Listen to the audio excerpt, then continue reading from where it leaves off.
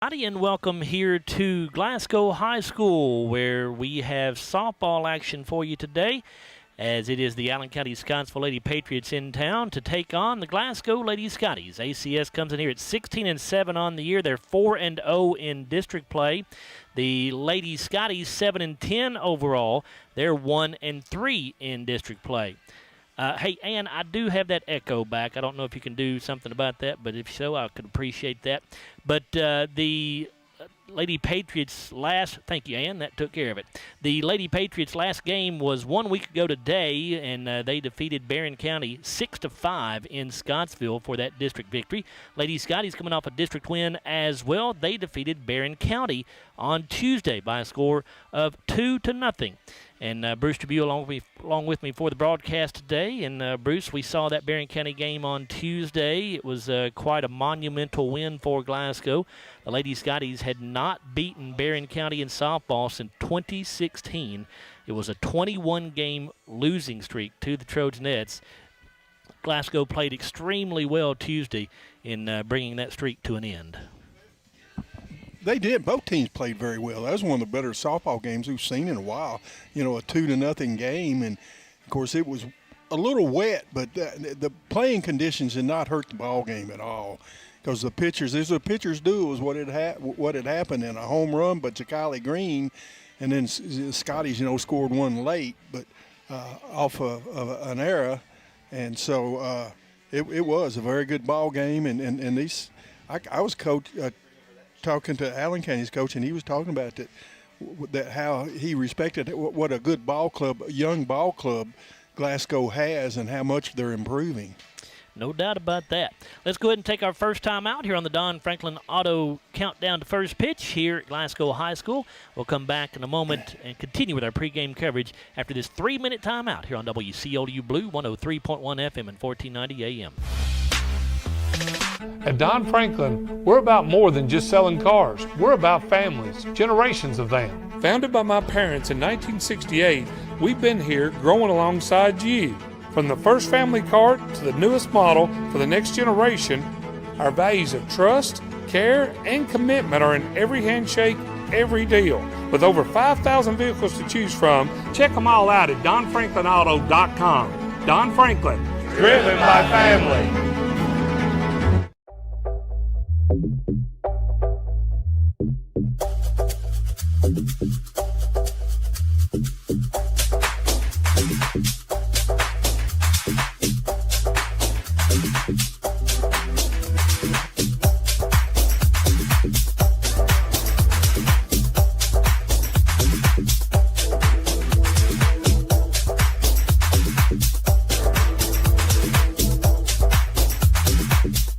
Hardee's Original Bag is back, now with even more full-size sandwiches to choose from. The new Spicy Chicken Sandwich, Hot Ham and Cheese, Hand-Breaded Chicken Tender Wrap, or Charbroiled Double Cheeseburger. Mix and match any two, with fries and a drink, just $6.99.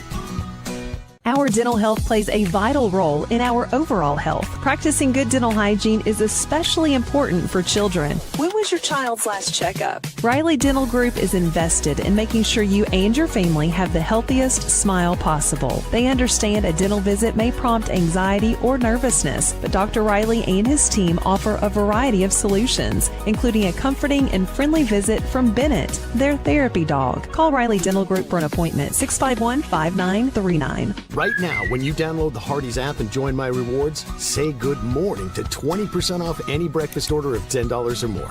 Wake up to the fluffy omelet biscuit or a home-style loaded burrito and save. That's goodness in Hardee's country. Have you injured yourself playing a sport or exercising? Sports medicine experts at TJ Regional Health are trained to get you back on the road to recovery, whether you're dealing with sprains, fractures, knee and shoulder injuries, or other common injuries. Our goal is to prevent illness and injury in active individuals of all ages and help prevent future problems to maximize your performance. Find out more at tjregionalhealth.org/rehab. Patients first, team always. TJ Rehabilitation Services. When trying to find a bank that satisfies, everyone wants more of this. But where do you go to find great savings and friendly service all in one? A Kasasa account at the People's Bank. Kasasa accounts offer high interest, cash back, and automatic savings growth. Whether you open a Kasasa Cash, Kasasa Cash Back, or Kasasa Saver, your earnings will be through the roof. Come see The People's Bank in Cave City or Glasgow and see the difference in savings and service. Qualifications, rules, and limitations apply. Rates, rewards, and restrictions may vary by account. Contact The People's Bank for details. Member FDIC.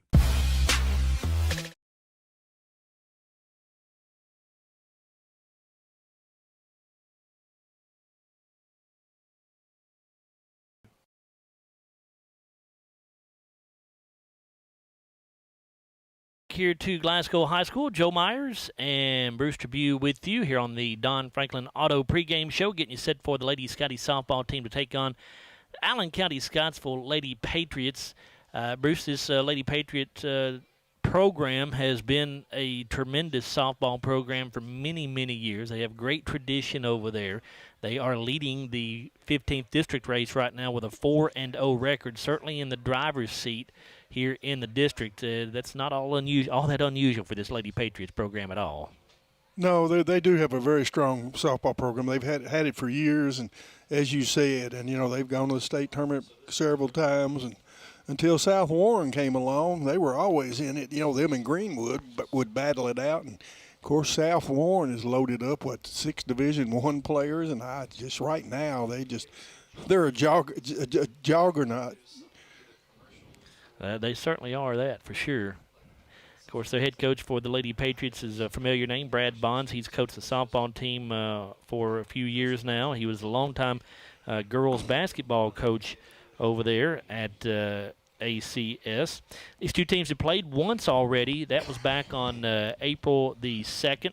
Allen County-Scottsville won that ball game by a final score of 7-1. Just trying to pull up some of the stats from that ball game here, if the scoreboard will let me do that. Here we go. So the Lady Scotties had 7 hits in that ball game, but scored just the 1 run. Kerrigan Hagan pitched in that game for the Lady Scotties. She will not be pitching tonight. Kerrigan pitched a tremendous game against Barron County on Tuesday.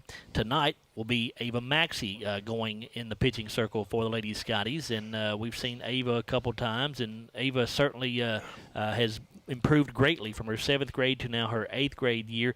Her control was not great the last time we saw her against Russellville, but that seems to be a little bit unusual for her from what we see in her stats.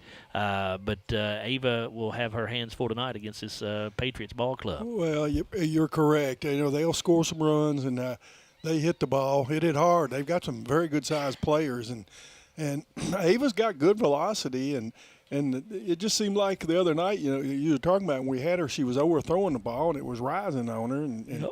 But a ball game where, of course, Coach Murphy had told us they scored 8 runs in 1 inning, and ours were split out, and they scored enough to defeat us. Yeah, despite the control issues that Ava had in that game, Glasgow, was able to get out of trouble in every inning except for one.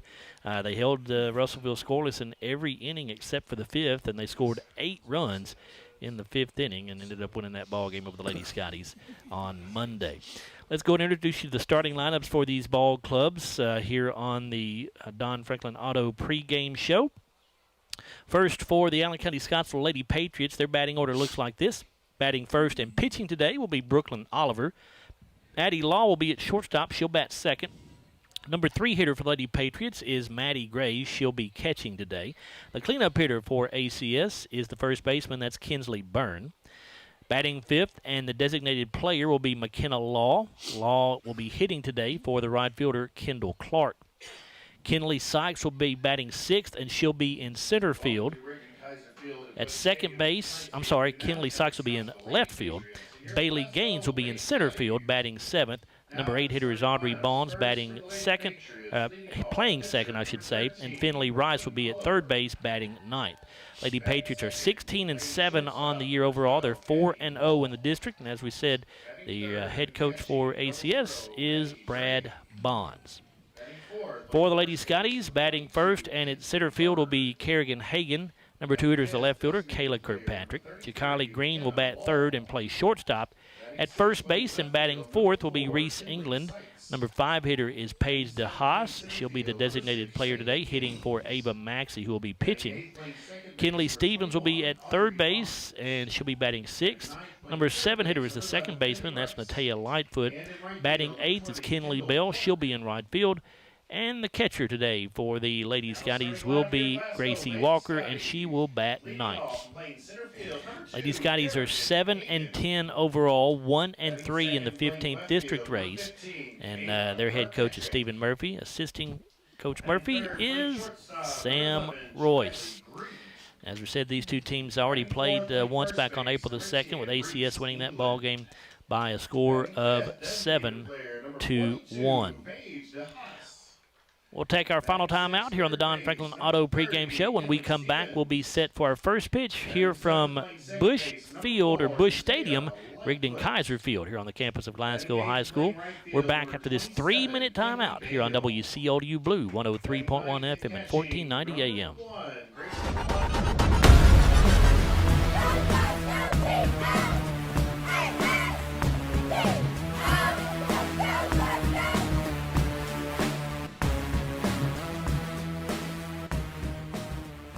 We know there's a big difference between being in a community and being part of the community. That's why here in Glasgow, we cheer on the Scotties. We work hard every day to make a positive impact on the community we call home. Behind our golden arches, we strive daily to serve delicious food and treats. If you could only smell this McDonald's ad, you'd smell how delicious this burger and fries really are. Join our McTeam. To learn how, text KY209 to 38000. Benefits include a sign-on bonus up to $500. I just did it, but I waited way too long. Trust me, it's about time you left cable TV behind and started saving with MyStream TV from SCRTC. Already have TV with SCRTC and you still have cable boxes and wires everywhere? Talk to SCRTC about MyStream TV and compare it to your current service. The best thing about MyStream TV, you'll save money and get up to 1 gig symmetrical internet. Visit scrtc.com and click on the MyStream TV logo at the top to start saving on cable today.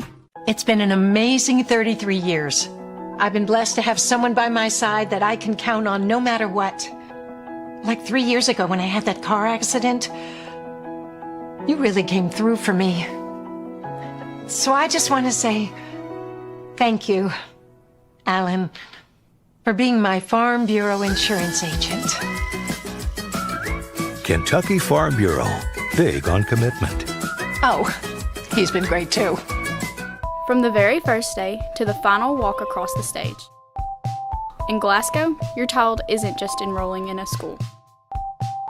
They're joining a family. Today, they're holding tiny backpacks. Tomorrow, they're holding diplomas.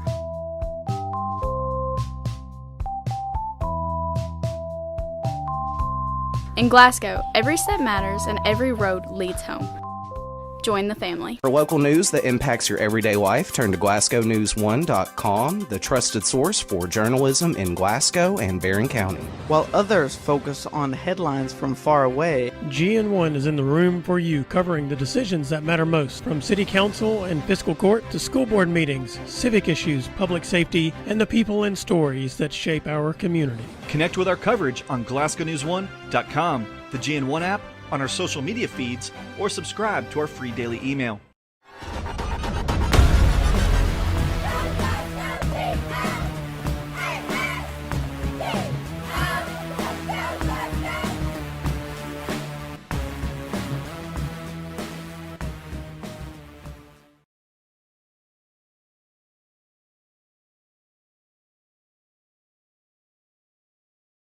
Joe Myers, Brewster View, back here with you at Glasgow High School. We are ready to get this ball game underway. Let's first tell you about our Colton Steakhouse and Grill game day weather report. Currently 63 degrees with sunny skies here in Glasgow. We expect the temperature to drop maybe into the high 50s by the time we're done here today. But it is a beautiful day for high school softball, and that is the Colton Steakhouse and Grill game day weather report as we get ready to start our Raphael Sports Bar first inning. First hitter due up for the ACS Lady Patriots is Brooklyn Oliver. And the first pitch of the day from Ava Maxey is a fastball which misses upstairs. Addie Law and Maddie Gray are the other two ACS hitters due up here in the top of the first. Here's the 1-0 pitch from Maxey. That one in there for a called strike. Glasgow outfield has Kayla Kirkpatrick in left, Kerrigan Hagan in center, Kinley Bell in right. We'll set the infield for you in a moment. Now the 1-1. That one misses low. At third base is Kinley Stevens. Jakali Green's at shortstop. Natalia Lightfoot at second base. Reese England at first. Gracie Walker behind the plate. You already know Ava Maxey is in the pitching circle today. Here's the 2-1. That one popped up, foul, and will stay in play and caught by Gracie Walker right up against the backstop. Nice job there by the junior catcher to get that first out of the day. When that first came off the bat, I thought it was going to get out, but she got back and got under it and made a very nice play. Addie Law, the hitter, a .359 hitter with 7 RBIs on the year. Ava Maxey, by the way, 4-4 on the year. She has a 4.71 ERA. She struck out 45 and walked 30. Making her 10th start of the season today. She has pitched 55 innings so far this season. Her first pitch to Law was called a strike. She's locating it pretty well so far this afternoon. Here's the 0-1. And a ground ball to the right side, scooped up at first base there by Reese England, and she'll step on the bag for the second out. That'll bring up the catcher, Maddie Gray.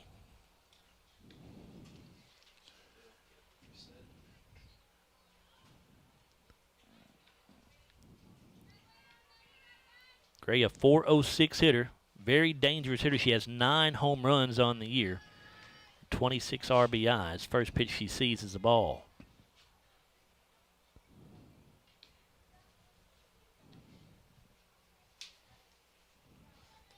The 1-0 from Maxey. Misses upstairs.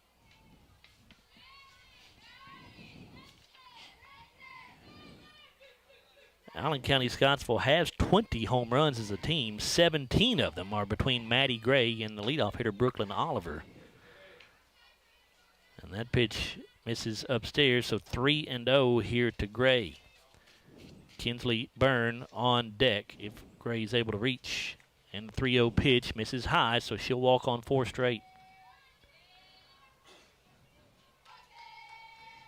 And that will bring up the first baseman, Kinsley Byrne. And we are going to get a courtesy runner for Gray, and I cannot pick up the number. She didn't turn around. And by the way, it's a red number on a red jersey, which is just my favorite. I just love that. Well, it does have a little white outline around it, Joe. Yeah, a little tiny white outline. It does have an outline. It makes a number so easy to see with that tiny white outline on a red number on a red jersey. It didn't have an outline on it. What? You'd be in trouble. And the runner takes off for second base on the pitch, and the throw is to the left side of the bag, so it's a stolen base there for the courtesy runner. Still don't know her name.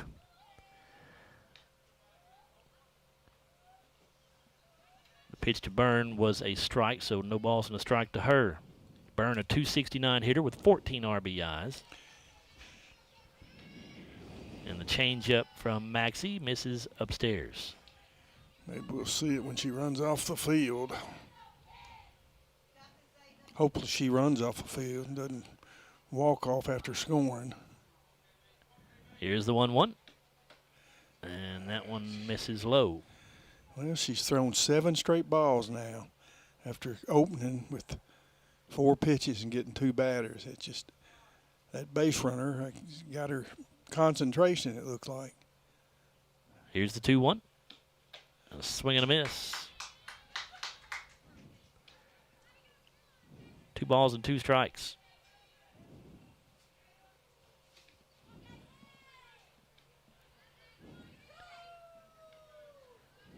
Lady Scotty's 1 strike away from getting out of this top of the first inning here. Brought to you by Raphael Sports Bar. And this pitch misses low, so now we'll have a Riley Dental Group full count for the first time today.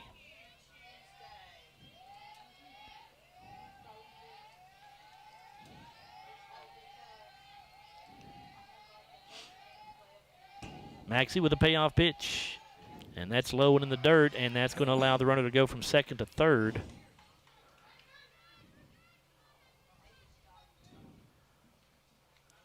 So it is second walk already issued here by Ava Maxey. And the hitter will be McKenna Law.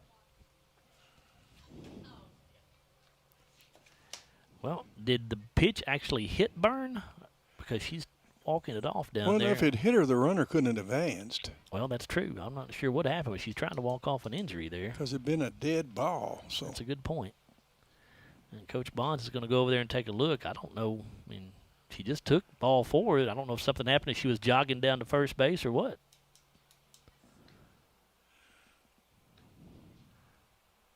They're looking at her. I don't know. They were looking at the left one. Now they look at the right one. I don't know what's going on, but anyway. Maybe she's got her shoes on the wrong feet. She's going to, I don't know about all that. She is, Byrne is going to stay in the game, whatever the issue was. Must not be that big of a deal. So McKenna Law coming to the plate here with runners on the corners and 2 away. Scoreless game so far, but ACS threatening here in the top of the first. Pitch from Maxey in there for a called strike, and the runner Byrne takes second base, just jogs down to second because Glasgow had no interest in trying to throw her out. So now 2 runners in scoring position. Here's the 0-1. And that one also in there for a called strike. Oh, actually, the first one was a ball, I guess. So 1 ball, 1 strike. You got to be patient with this home plate umpire. He is not real quick to give you the signal. Now the 1-1 popped up in foul territory and didn't get high up in the air enough for anybody to get to it. So just drops to the ground for strike 2.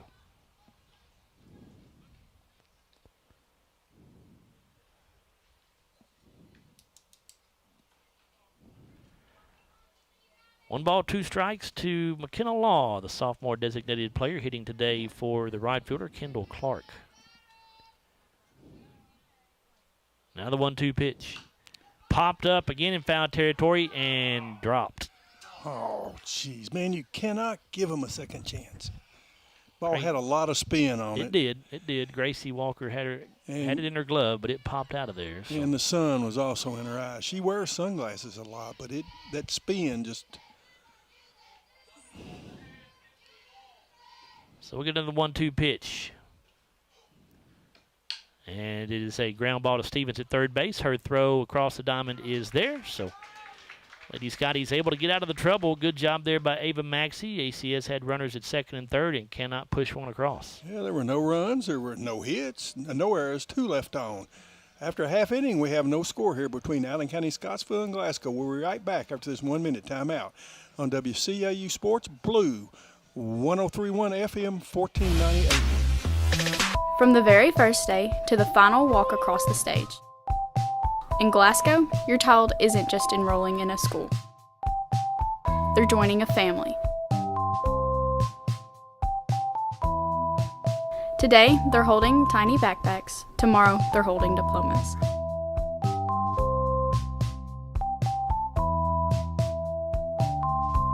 In Glasgow, every step matters and every road leads home. Join the family. And it's a hard ground ball, and it's by into left field, and the Scotties will win this ball game by a final score of 6-5. Way up high, going to go to the backstop, and here comes. Safe. Yep. Kylie Green can go with a 2-1 pitch.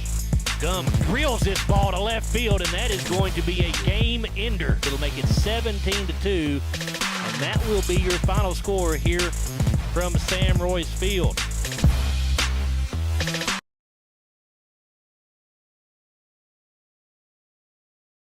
Bottom half of the Raphael Sports Bar first inning in a scoreless game between the Lady Scotties and the Allen County-Scottsville Lady Patriots.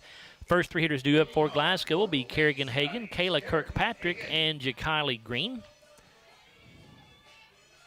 Defensively for ACS, they have Kinley Sykes in left field, Bailey Gaines in center, Kendall Clark in right. At third base is Finley Rice, Addie Law the shortstop, Audrey Bonds at second base, Kinsley Byrne at first. Behind the plate is Maddie Gray.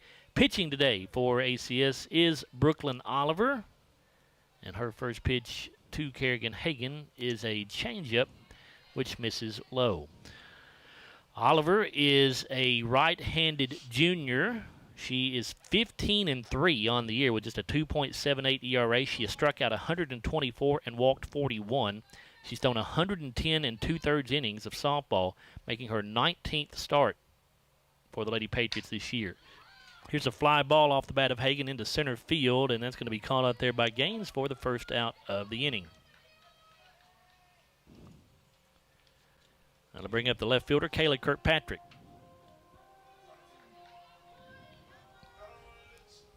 Kayla batting .333. She has 6 RBIs. Yeah, she's pitched 110 of the 140-some innings, so she's their go-to. No doubt about that.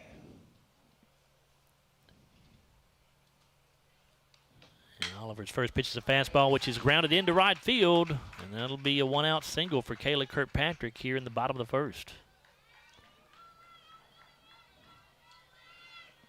Now the shortstop, Jakali Green, will step to the plate.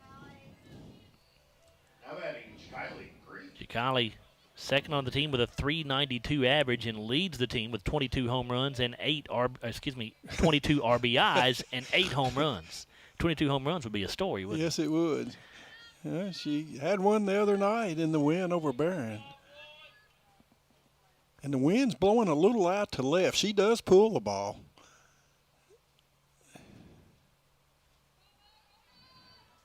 Oliver with the pitch. Ooh. Called a strike. Boy, that looked like it was off the plate inside by an Yeah, inch or it two, did. but it is called a strike. So 0-1 to Green.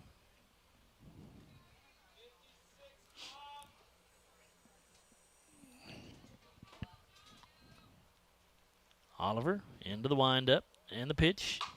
Fastball is fouled off out of play.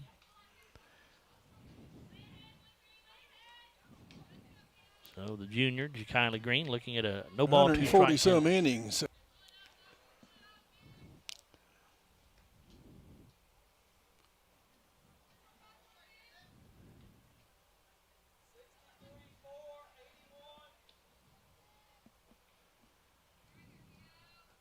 The 0-2 pitch. And the changeup misses up and away.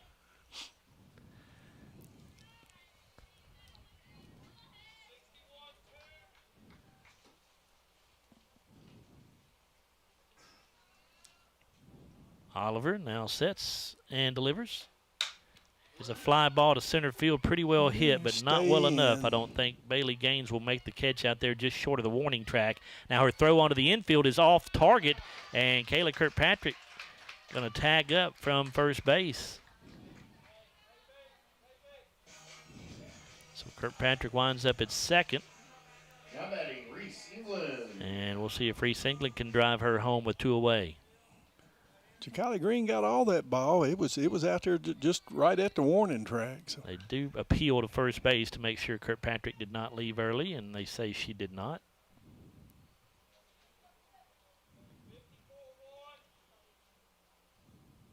Reese England, a .365 hitter. She has 9 RBIs. Would love to have number 10 with this at bat. This pitch misses outside to the 8th grader.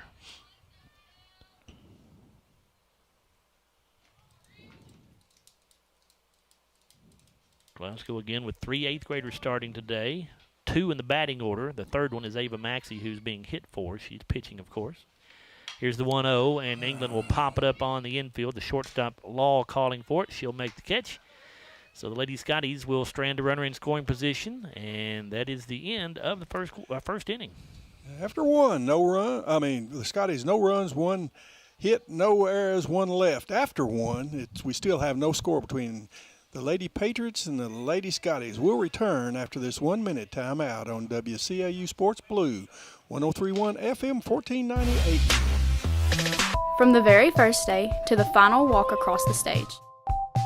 In Glasgow, your child isn't just enrolling in a school. They're joining a family. Today, they're holding tiny backpacks. Tomorrow, they're holding diplomas.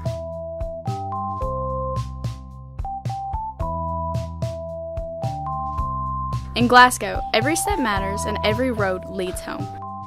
Join the family. Kirkpatrick on her way to second. She'll round second on her way to third now, and she'll be there sliding in with a one-out triple.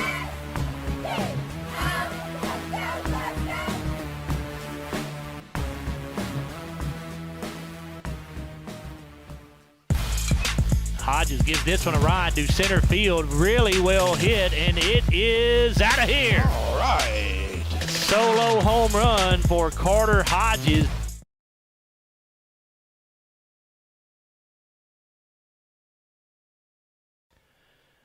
Kinley Sykes at the plate for ACS as we get the top of the second underway, and she is going to reach first base here. She hit a pop-up into short right center field, and it was a heck of an effort by the second baseman, Tatia Lightfoot, going out on that ball, but had it in her glove, and it popped out. And that will bring up the center fielder, Bailey Gaines.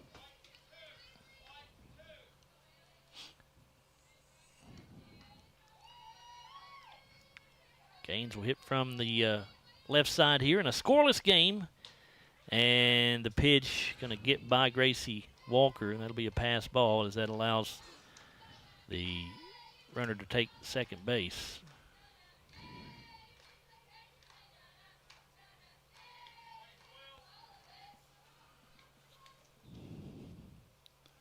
Gaines only has one official at bat on the year. She's 0 for 1 on the season, just a freshman. Showed bunt on it first one. Shows bunt here too, lays it down the third base line, and it'll be picked up by Stevens. And now they've got the runner hung up between second and first base, and oh, jeez, now we just let the runner take second base. That's a mistake by the Glasgow defense right there. You need to at least tag the runner going to second base, but she still would have had time, I think, to throw it to home as close as she was. Yep. Either way, it'll be second and third here for ACS with nobody out, so this is a big opportunity for ACS here early in this ball game. This is the top of the CRS Construction second inning. And the pitch from Maxey in there for a called strike on the outside part of the plate to the hitter, Audrey Bonds.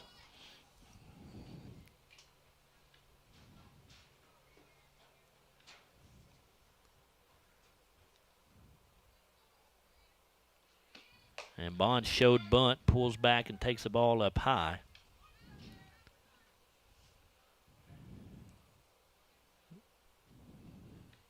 The ACS runners at second base are picking up on what the pitch is from the Lady Scotties. They're giving the indication to the hitter out there.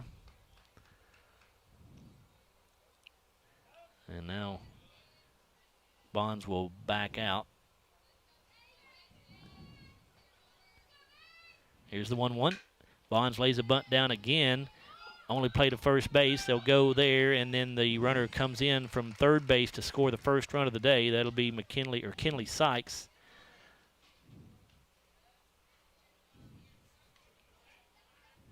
And now the umpires are going to get together and discuss something. I reckon she left early. Or what do you mean?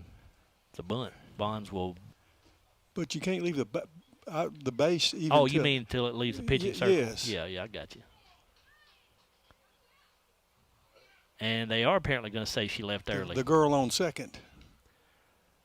No, I think he's saying the run will not count. They're talking to Coach Bonds about it right now. Hopefully the umpire gives us some kind of indication up here in the press box what's going on, whether or not that run counts. I guess if the runner at third stays put, then we know that run did not count, right? Or are they going to call interference on the batter and put the runners back? I mean, the runner going to first. Are they going to call interference on her on making the throw home, and that would make the runners go back, and she would be out? That may be what they're talking about, Bruce, because Tatia Lightfoot did. I don't know if they actually made contact. So you've got to stay in that running lane, and you got to. So the run does not count. All right. So it is a scoreless game. There's 2 outs because you get the out at first base on the bunt attempt, and then the interference call creates the other out on the player who scored, but actually did not score because of the interference. So scoreless game, a runner at third base here, 2 away. And at the plate for ACS is the third baseman, Finley Rice.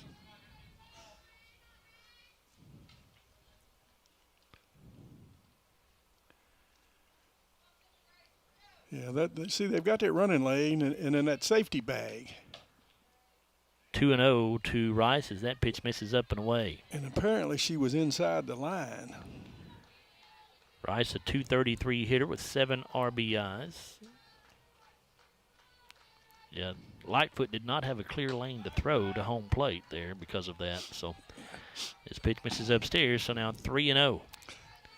Sure like to get Rice right here. You don't want to go back to the top of the order with Oliver, who has a .420 hitter with 8 home runs. No argument about it, but here's the 3-0. And that one in there for a called strike, and Rice thought it was ball 4. She was already headed down to first base. Heck, she's standing on the line. She's almost out of the box. Here's the 3-1. That one called strike 2 on the outside corner. I don't think she's wanting to swing a bat, Joe. Good job by Maxie to fight back to a Riley Dental Group full count here at 3 balls and 2 strikes. Maxie with a pitch. Got her. And strike 3 called as Rice got it to a 3-0 count and then watched 3 straight strikes go by. So a big strikeout there for Ava Maxey. It's an SCRTC strikeout. We remain scoreless. No runs, 2 hits, no errors, 1 left. After 1.5, we still have no score here between Allen County, Scottsville, and Glasgow. We'll be right back after this 1-minute timeout on WCLU Sports Blue 103.1 FM. From the very first day to the final walk across the stage.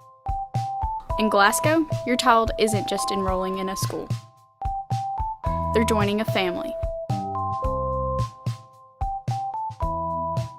Today, they're holding tiny backpacks. Tomorrow, they're holding diplomas.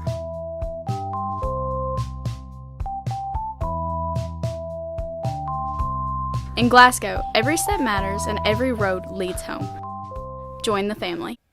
And it's a hard ground ball, and it's by into left field, and the Scotties will win this ball game by a final score of 6-5. Way up high, going to go to the backstop, and here comes. Safe. Yep. Kylie Green can go with a 2-1 pitch. Gum drills this ball to left field, and that is going to be a game ender. It'll make it 17-2, and that will be your final score here from Sam Royce Field.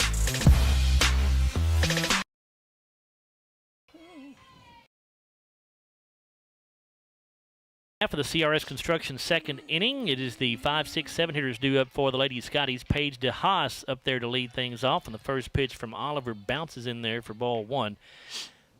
Kinley Stevens and Natalia Lightfoot are the other 2 Glasgow hitters due up here in the second.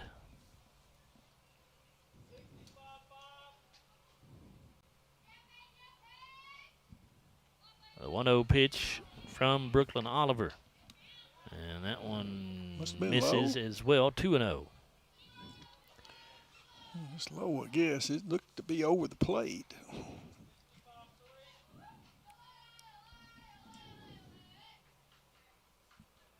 DeHaas waiting on the 2-0 pitch. It's on the way. And that one misses outside, so 3-0 to Page.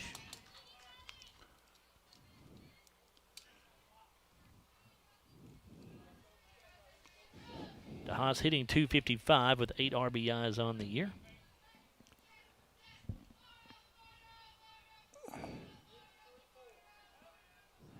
And Page will back out of the box as took a minute for Oliver to get the pitch she wanted there. Here's the 3-0. And hit back up the middle on 3-0 off of the glove of Oliver. It's going to deflect, though, to the second baseman, Bonds, and she'll go to first base for the out. And we'll bring up the third baseman, Kinley Stevens.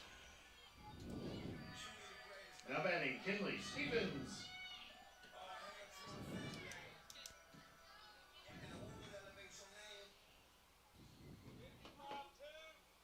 Kinley has her average at .226 with 6 RBIs. And she goes after the first pitch, pops it up in foul territory, and it will drop for strike one. First baseman Kinsley Byrne was racing to try to get there, but not able to get to that spot.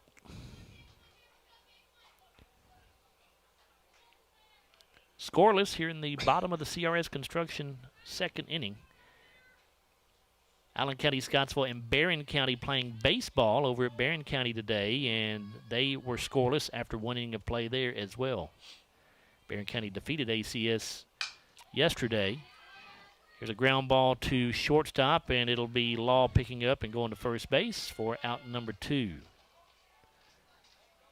That will bring up for the Lady Scotties, Natea Lightfoot, the second baseman. Yeah, Law just about made a bad throw. Natea Lightfoot.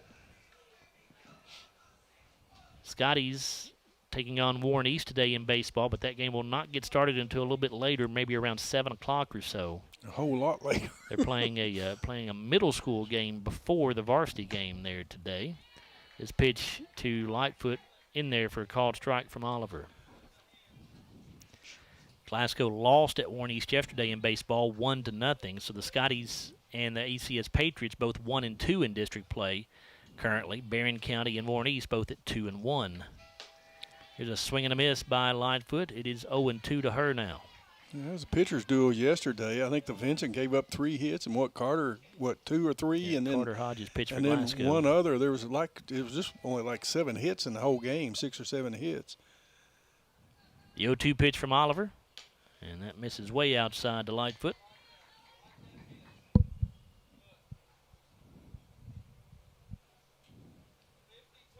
Barron County softball team in action today at Taylor County. After 2 innings of play there, Barron County leads Taylor 5-1.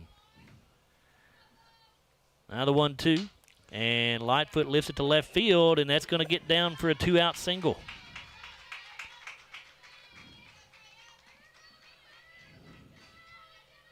So the freshman Natea Lightfoot on at first base with the right fielder Kenley Bale coming to the plate. First game we did this week, Monday? Yep, Kinley had a double and a single. She was our leading hitter that game with two hits. Yeah, the only Glasgow player that had multiple hits.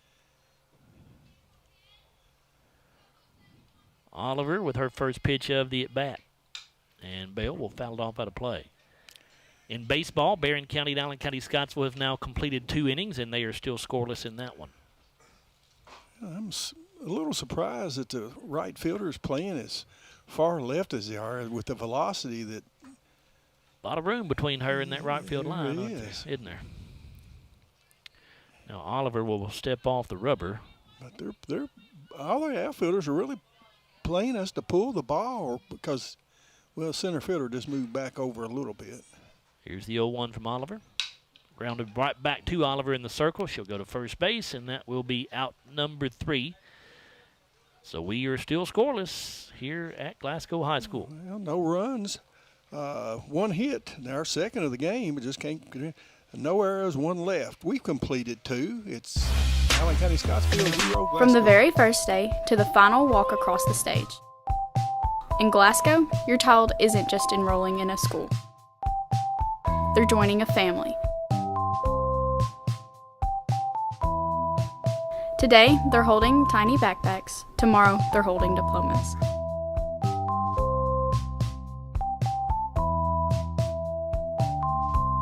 In Glasgow, every step matters and every road leads home. Join the family. Kirkpatrick on her way to second. She'll round second on her way to third now, and she'll be there sliding in with a 1-out triple.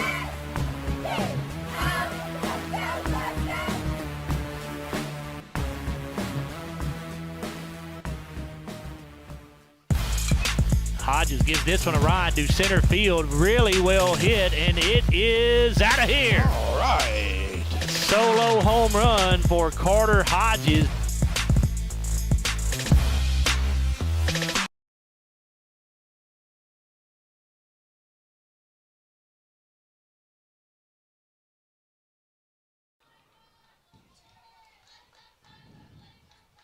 Top of the order due up for ACS as we start this 3rd inning, and Brooklyn Oliver takes the first pitch right back up the middle into center field for a leadoff single here in the Hatcher and Sadler Funeral Home 3rd inning.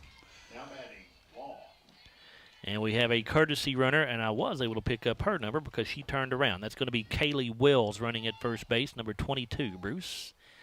Kaylee Wells running for Brooklyn Oliver at first is the courtesy runner. At the plate, Addie Law. Law, a .359 hitter with 7 RBIs, lays a bunt down the third base line. It's a good one. Kenley Stevens charges from third. The throw is not in time. So it'll be an infield bunt single for Addie Law. First 2 runners have reached here in the third.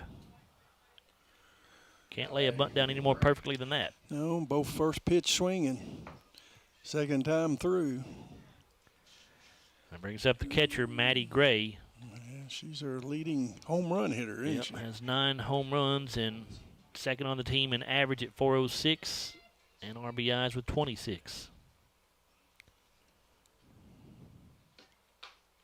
And the fastball from Maxey called a strike right at the knees. Good location there.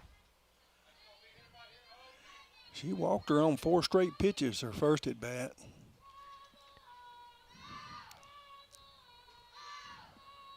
Maxey with the 0-1. Change up. Wow, did it stay up? It's high, I guess, but it looked like it dropped into the strike zone there, didn't it, Bruce? It sure did. I thought, it dropped. Maybe it was behind her, but it definitely was high to start with, but boy, it was awfully close by the time it finished. Here's the 1-1. This ball hit hard back up the middle and get into center field. It's going to score 1 run here. The throw home is late, and that throw home also allows the runner Gray to take second base. So now runners at second and third. And, okay, now we can maybe pick up the courtesy runner number. Is that 12, I believe? No, maybe it was 14. We're going to say that's Addison Wheat running out at second base there for the catcher, Maddie Gray. There is no 12 on their roster, so I thought it was either 12 or 14. So we're going to go with Addison Wheat. Hopefully that's correct. 1-0 lead for ACS as they break through here in the top of the third inning. At the plate, Kinsley Byrne, the first baseman. First pitch to her, misses low. With runners in second and third here, still nobody out.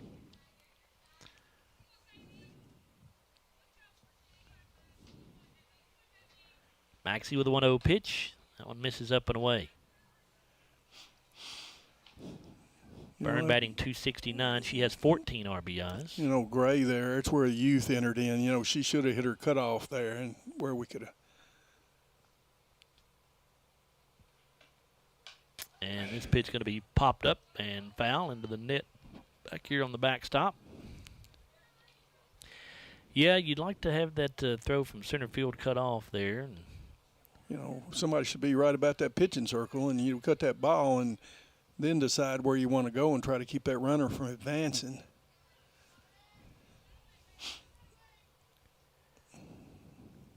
Now the 2-1. Hit back up the middle. Caught by Maxey in the circle.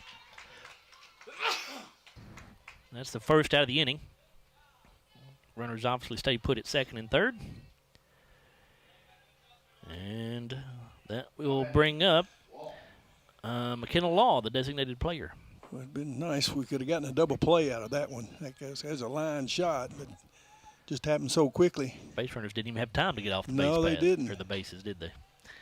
And the pitch misses upstairs here for ball 1. But we did get an out. Law batting .190, 7 RBIs. She grounded to third her first at bat, Joe.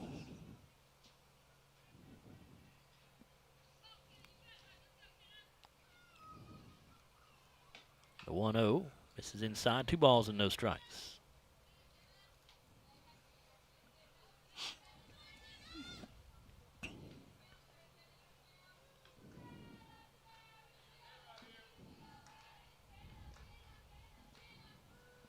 Law into the box. Now the pitch. And she'll foul it back.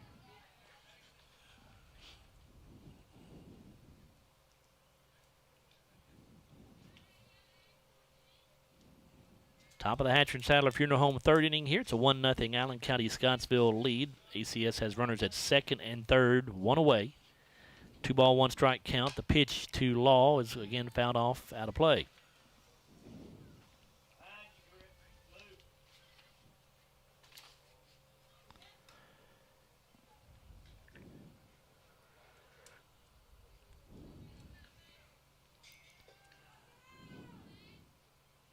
2-2 now as Maxie toes the rubber and delivers.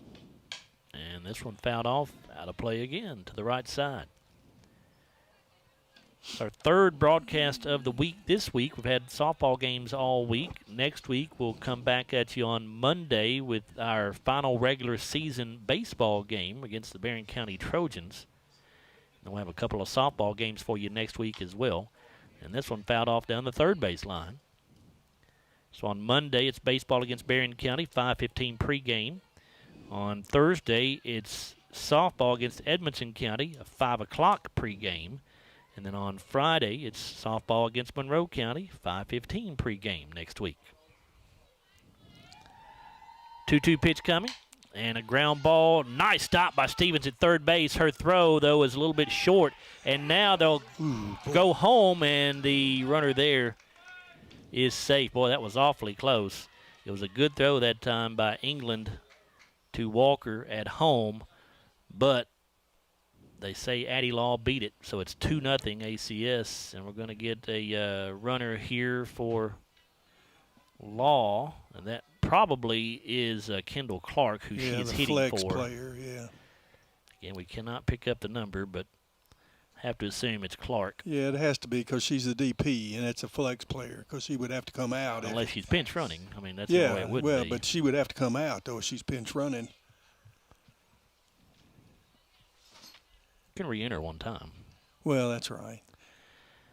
And the pitch here to Kenley Sykes misses upstairs. Sykes, a freshman left fielder, batting .233. Runners at second and third here. 1 run already, or 2 runs, excuse me, already in here for ACS in the third. Got 4 hits. They've hit the ball hard as in, and they just. And that pitch called a strike right over the middle, 1-1. Maxie made a great play on that line shot right back at her, or they'd had 5 straight hits.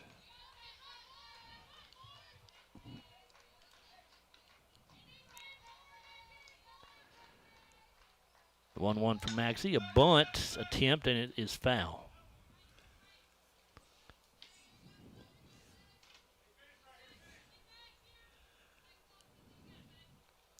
Runners at second and third. ACS leads 2-0. 1 ball, 2 strike count to Kenley Sykes.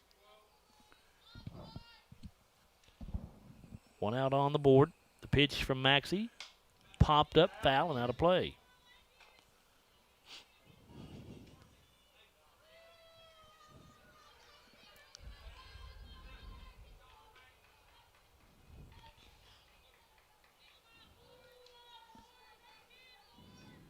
Sykes awaiting the pitch. It's on the way, and that one misses high.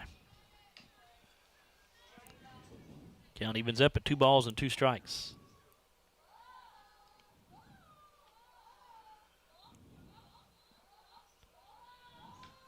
Two-two pitch, grounded foul.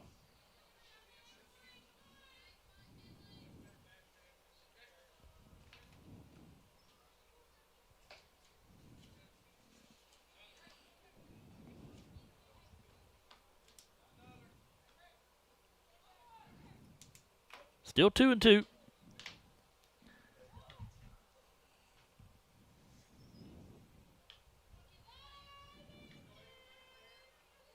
Maxie toes the rubber and winds and fires. And that one didn't miss by much. A little bit upstairs. And we've got a Raleigh Dental Group full count.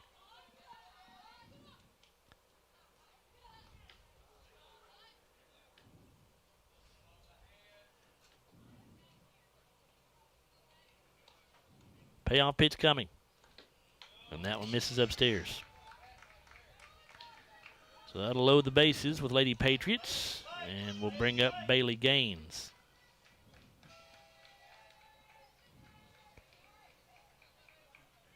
Third walk given up. Coach Bonds is making some sort of change right now, and it's going to be the hitter. We're going to get a pinch hitter for Gaines. 32, it looks like, is her number. That's Ashlyn Allred.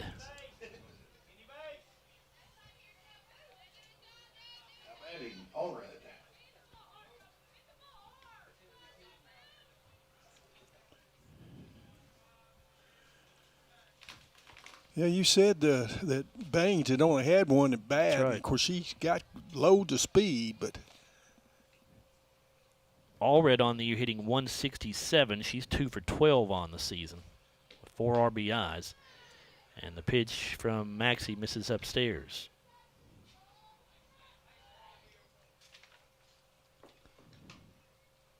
She does have 1 home run, so 1 of her 2 hits is a bomb.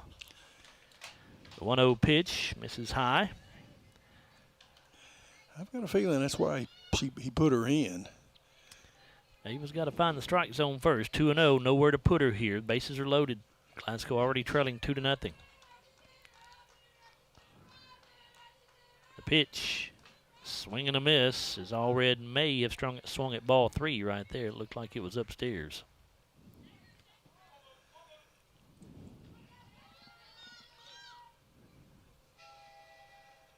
Double play ball would be sweet right here. Here's the 2-1. And that one called a strike. 2-2.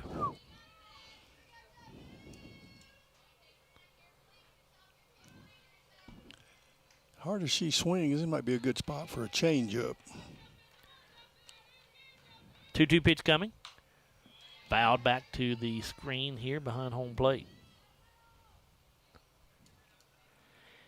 Infielders are pulled in here, trying to prevent that run from scoring. So probably your only chance at a double play is a ball hit back to Maxie in the circle, or a hard ground ball to third base, where you can come home and go to first.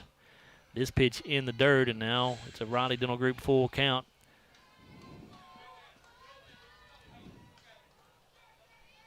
Got to be a strike here for Ava Maxey.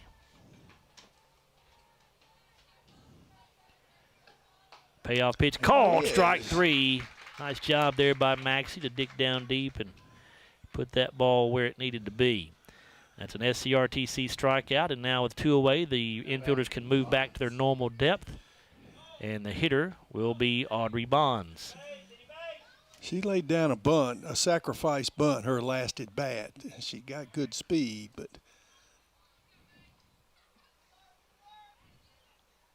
Maxey with her first pitch of the at-bat. And that one in there for a called strike. Bonds batting 182, 4 RBIs.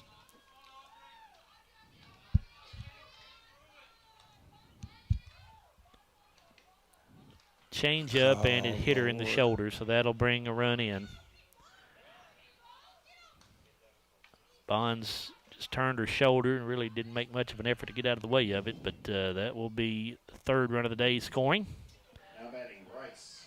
So 3-0 ACS, and it brings up the number 9 hitter, Finley Rice.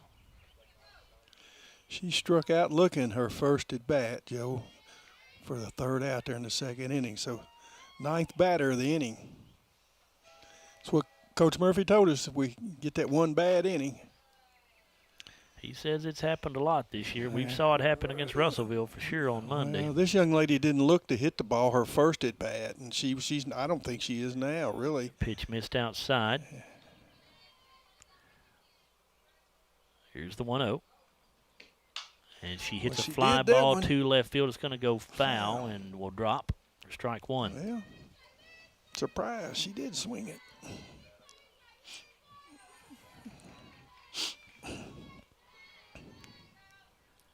One ball, one strike to the 8th grader, Finley Rice. Base is still loaded with Lady Patriots here, 2 away in the top of the Hatcher and Sadler Funeral Home 3rd inning. ACS in front 3-0. The 1-1 pitch is another fly ball to left field, also going to be foul. That was a one-hopper off the fence, so Rice gave that one a ride.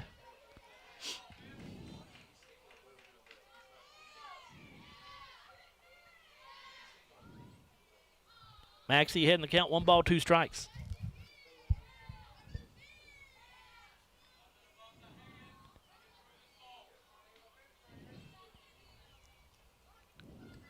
The 1-2, strike 3 called, and great job there by Maxey as ACS has the bases loaded, and she's able to get the strike out there, but ACS does put 3 across, and by the way, that was an SCRTC strikeout for Ava Maxey. Yeah, her 3rd and a big one. She's gotten Rice twice to end the inning.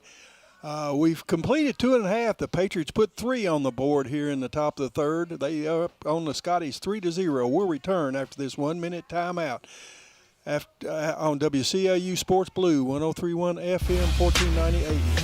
From the very first day to the final walk across the stage. In Glasgow, your child isn't just enrolling in a school. They're joining a family. Today, they're holding tiny backpacks. Tomorrow, they're holding diplomas.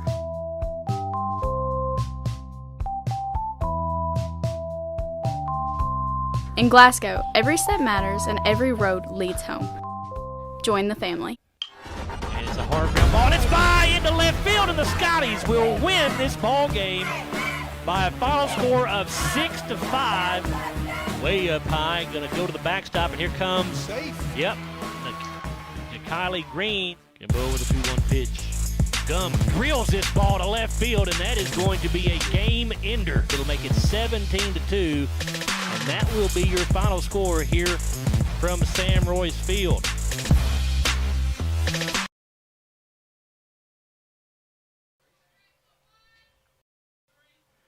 Gracie Walker leading things off for Glasgow here in the bottom half of the Hatcher and Sadler Funeral Home third inning. ACS in front 3-0, and Walker will foul the first pitch off out of play.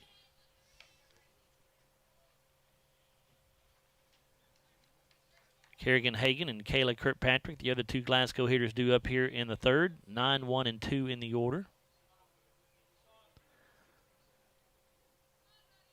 Brooklyn Oliver with the 0-1 pitch. And the fastball swung on and missed by Walker for strike 2. Gracie having a good junior campaign, batting .326 with 8 RBIs. So far, we've had a hit in each inning.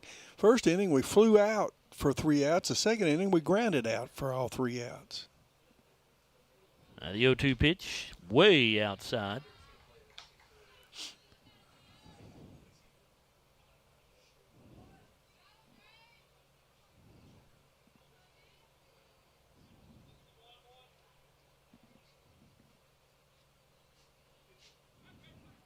Oliver with the 1-2. And she blows the fastball there by Walker on the swing and a miss. SCRT strikeout for Brooklyn Oliver. 1 away here in the third. Back to the top of the Glasgow order with Kerrigan Hagan. Her first of the game. Hagan flew out to center field for her first at bat. Kerrigan started the day with a .415 average, 7 RBIs, and second on the team with 3 home runs.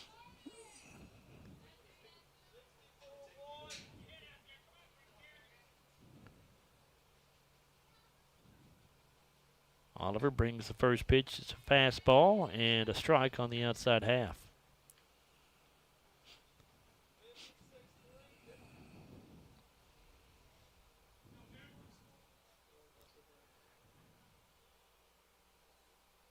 Now the 0-1 to Hagan. And that fastball misses inside. Well, Kerrigan pitched a gem on Tuesday night against Barron County. Got the shutout victory. Struck out 7 and walked none. 3-hitter, wasn't it, I believe? Or that sounds right, Bruce. I can look real quick here. I believe it was. Yes, sir, 3-hitter. Here's the 1-1. And that one's low and away for ball 2. And their defense played really well behind her, too. It did. No errors in the ball game. Here's the 2-1.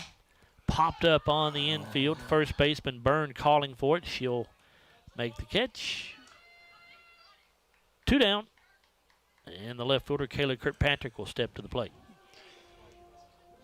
Kayla had a single down into right field just by the first baseman for stranded on second base. Her first time around. Kayla batting .333. Oliver Starts with a changeup, which she grounds to the shortstop Law. Her throw is barely in time. Boy, it was really close down there, but they get Kirkpatrick, and the Lady Scotties go 1-2-3 here in the third. Oh, no runs, no hits, no errors, nobody left. 3 complete here at Glasgow High School. Allen County-Scottsville 3, Glasgow 0. We'll be right back after this 1-minute timeout on WCLU Sports 103.1 FM 1490 AM. From the very first day to the final walk across the stage. In Glasgow, your child isn't just enrolling in a school. They're joining a family. Today, they're holding tiny backpacks. Tomorrow, they're holding diplomas.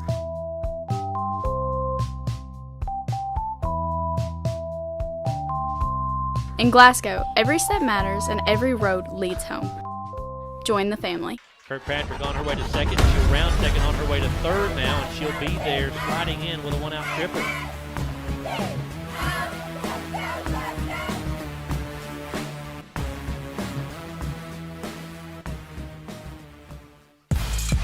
Hodges gives this one a ride to center field. Really well hit, and it is out of here. All right. Solo home run for Carter Hodges.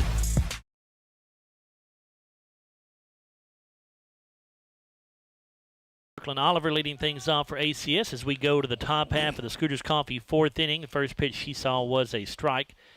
Oliver, a .420 hitter with 29 RBIs, which leads the team. Second on the team with 8 home runs.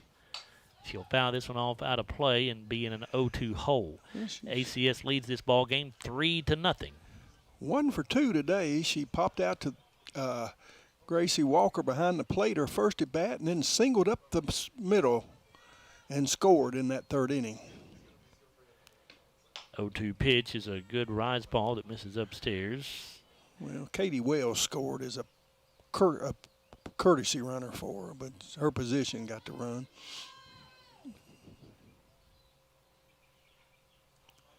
Another 1-2. Oh, my goodness, this ball is mashed. You could tell that as soon as it left the bat that was out of here.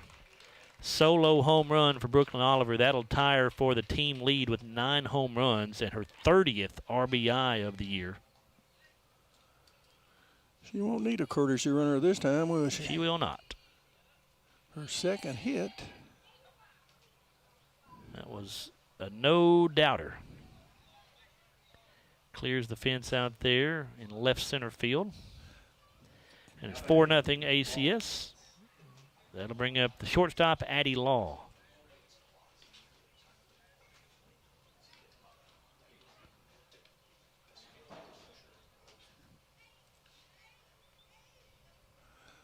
Law is 1 for 2. And this pitch going to be a one hopper to Green at shortstop. She'll get it and go to first base for out number 1. Now the catcher, Maddie Gray, to the plate. Gray 1 for 1. She has walked and singled, scored. Well, courtesy runner scored in her position. First pitch she sees misses high.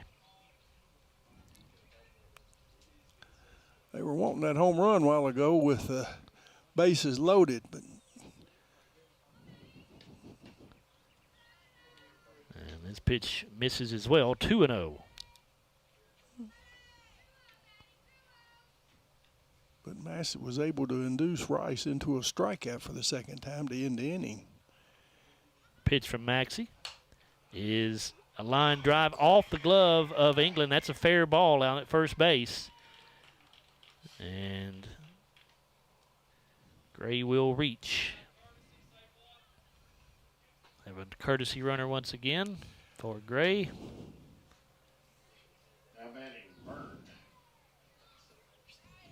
Still don't know who that is. Well, a while ago, we thought it was number 14. I think that was, I'm sorry, I thought that was who was running for Oliver, but maybe I'm wrong. You may be right. Maybe we'll go with that. Addison Wheat, the courtesy runner. Yep, you're right. As she takes off for second base and the throw in the dirt, so Wheat has second base stolen.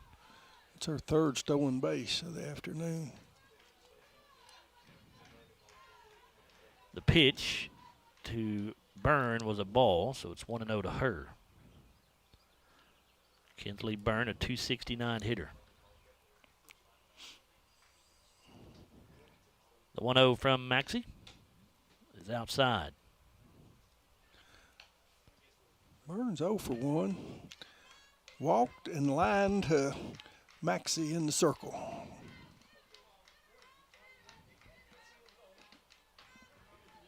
And this pitch in there for a called strike. 2-1 now. ACS on top 4-0 here in the top of the Scooters Coffee 4th inning. Have a runner at second base, a 2-1 count. And fouling it off is Byrne out of play.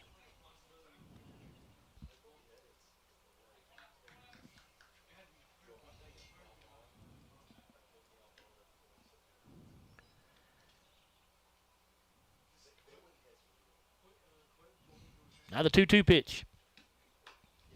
Misses high.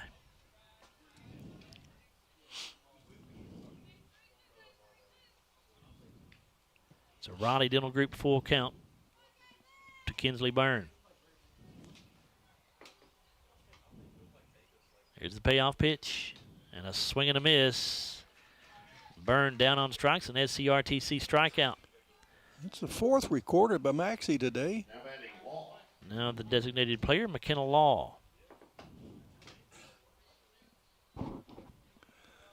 Law is 1 for 2, grounded third and singled. Stranded on third base in that 3rd inning. Well, we're going to have something else. I think the umpire's just changing the card to reinsert to where she was run for. She's re-entering the game. Yep. If she doesn't check in with the umpire, he doesn't check her in, it's an out.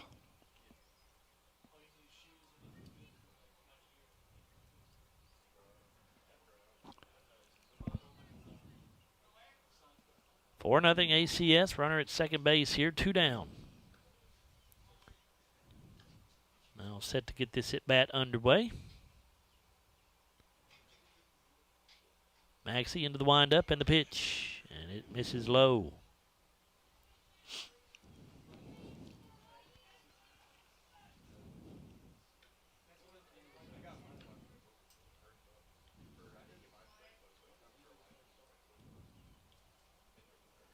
Here's the 1-0.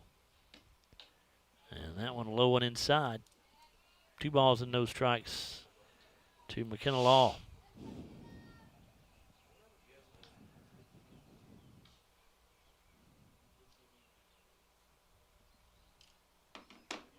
The 2-0 pitch way upstairs. That one got away from Maxey. Gets all the way to the backstop, so that moves the courtesy runner Wheat over to third base.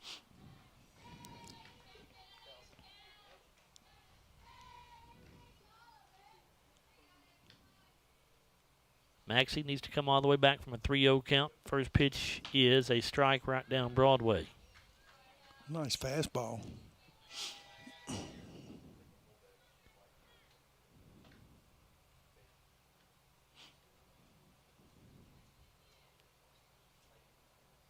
Another 3-1.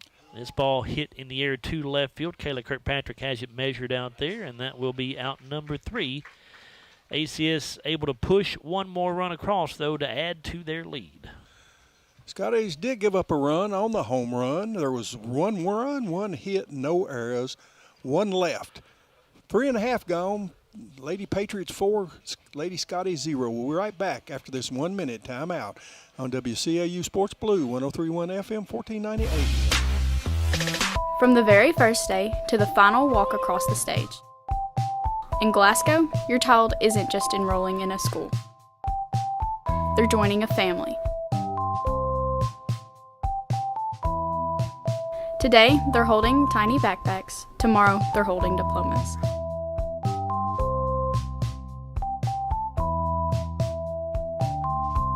In Glasgow, every step matters and every road leads home. Join the family. And it's a hard ground ball, and it's by into left field, and the Scotties will win this ball game by a final score of 6-5. Way up high, going to go to the backstop, and here comes. Safe. Yep. Kylie Green can go with a 2-1 pitch. Gum drills.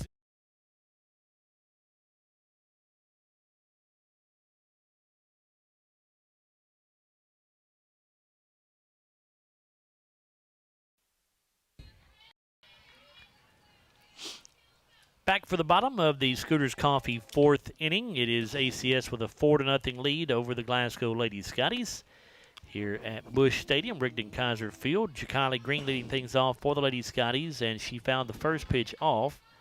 So now Brooklyn Oliver is set to deliver the 0-1. That's on the way. And Green laces it fair down the left field line. It'll be a leadoff single for Kylie Green. Scotty's third hit of the afternoon. See if Glasgow can string a couple of them together here and get on the board. Here is Reese England coming to the plate. She popped out to the shortstop in the first inning for the third out.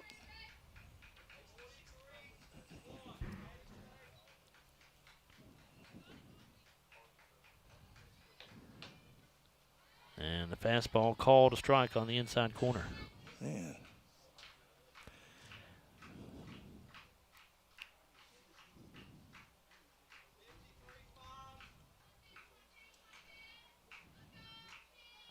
Oh-1 delivery on the way. And that's called that's strike right down 2. The heart of the plate there. Had to wait. I thought it was a strike, but the umpire again, he just doesn't get in a real hurry he doesn't. to give his indication. So England down to the count, no balls and 2 strikes. Pitch on the way. And that one's off the plate outside. Kylie Green at first after a leadoff single here in the bottom of the fourth.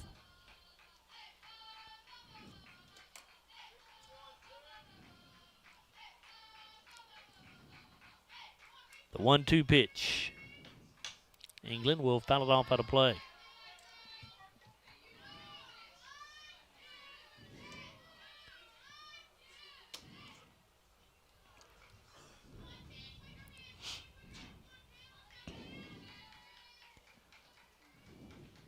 Brooklyn Oliver waiting for the pitch to be called out. Coach Brad Bonds calls the pitches out loud from the dugout, and then she looks at her wristband to figure out what she's throwing. This pitch called strike 3 on the outside corner, an SCRTC strikeout for Oliver, and there's one away here in the fourth. Her second of the day. That will bring up Paige DeHaas. Batting Paige DeHaas. Well, she was thrown out on a grounder, a 1-4-3. Hit it hard off the pitcher's glove, but it rolled to second base for the out. And she fouls the first pitch back. Page started the day with a .255 average and 8 RBIs. Just a freshman.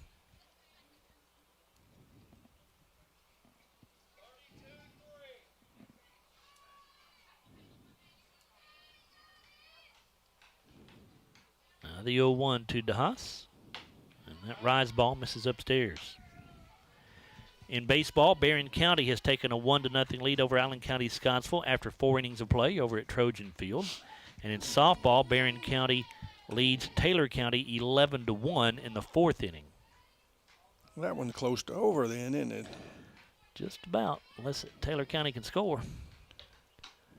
And this pitch misses inside to DeHaas. 2-1 to her now.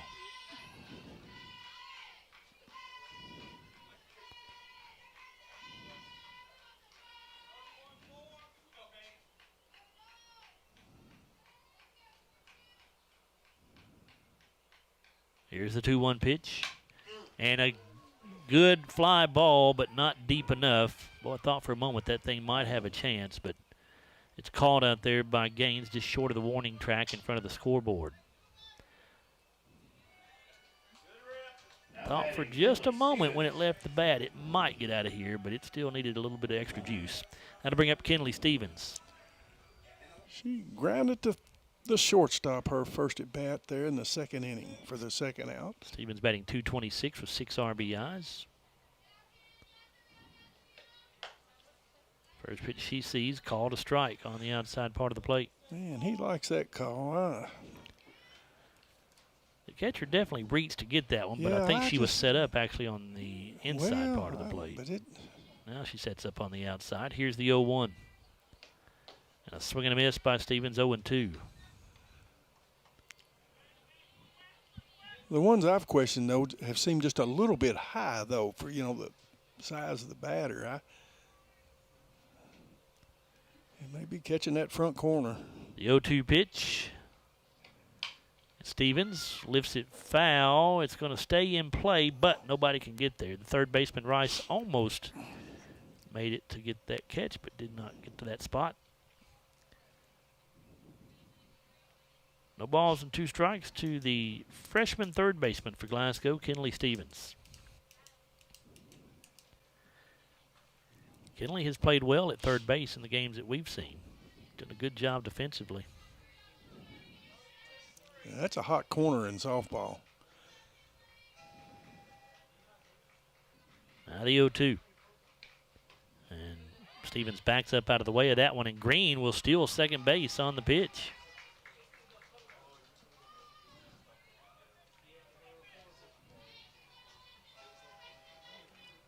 So a base hit could get Green in for Glasgow's first run of the day. Here in the bottom of the fourth, they trail 4-0. Yeah, something on the grass in the outfield because Green's got good speed, and she'll be running on the hit. A 1-2 pitch and a swing and a miss by Stevens. The ball's in the dirt, and the catcher didn't realize it, and now they do have to throw to first base. Boy, the catcher, Gray, just tossed that ball back out to the pitcher. And Gray did not realize the umpire had called her safe because the ball had gotten into the dirt. But fortunately, the pitcher, Oliver, was aware of it, and she threw to first base just in time. Well, that's a 2-1-3 put out then. Scotty's picked up no runs. They had 1 hit. There were no errors and 1 left. 4 complete. Allen County-Scottsville 4, Glasgow 0. We're right back after this 1-minute timeout on WCAU Sports Blue, 103.1 FM, 1490 AM. From the very first day to the final walk across the stage. In Glasgow, your child isn't just enrolling in a school. They're joining a family. Today, they're holding tiny backpacks. Tomorrow, they're holding diplomas.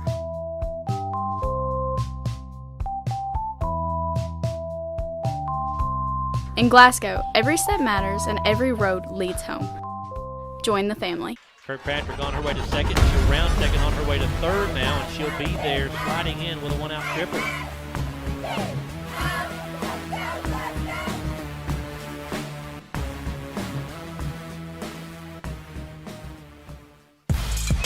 Hodges gives this one a ride to center field. Really well hit, and it is out of here. All right. Solo home run for Carter Hodges.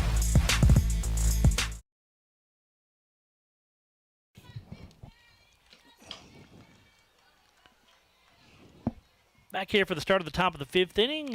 It is Allen County-Scottsville leading 4-0 over the Lady Scotties here in softball. Kinley Sykes at the plate to lead things off for ACS. She'll be followed by Bailey Gaines and Audrey Bonds. Sykes fouled the first pitch off, so she's down, no balls and 1 strike. She's 1 for 1. She singled, and she's had a walk. And change up here from Maxie bounces in.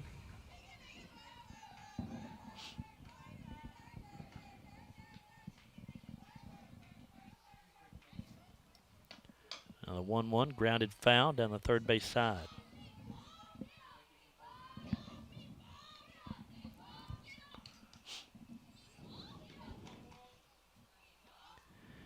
Allen County-Scottsville has tied things up with Berrien County in baseball, 1-1 in the middle of the 5th inning there. And that pitch misses. 2-2. You got to say one thing about the 15th District baseball. Most every game has just been nip and tuck, and there is certainly no clear favorite in the 15th District baseball, that's for sure. Now the 2-2, and that one in the dirt, and we'll have a Raleigh Dental Group full count. It's going to be one of those years where seeding may not mean anything. If Allen's able to beat Berrien, And if Glasgow is able to beat Warren East later this evening, then both teams, or all four teams, would be 2-2 in district play. Foul ball here off the bat of Sykes. So the count remains full.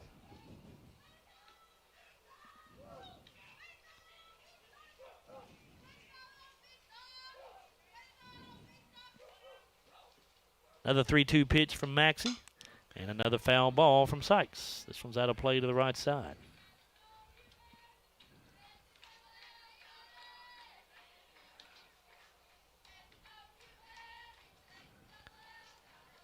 So we'll do it for a third time here. Maxey with a pitch. And that one misses upstairs, so it's a leadoff walk to Sykes. Number 4 issued by Maxey. Sure don't want to give that leadoff batter one.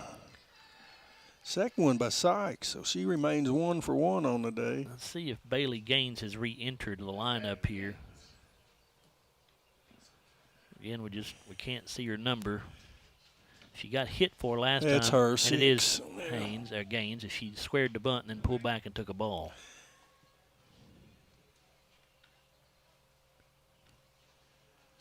Yeah, she's got some speed. Here's the 1-0. Sykes takes off for second base on the pitch. The throw down by Walker is there, and they got her. Nice throw. Gracie Walker drills Sykes as she tries to steal second base. A good throw and a good tag there by Jakiley Green. That's the first out here in the 5th. And the pitch, we've got a 1-1 count here to Gaines. Yeah, Gaines just missed the bunt, basically. And here's a ground ball to Green at shortstop. She charges, throws to first base, 2 down.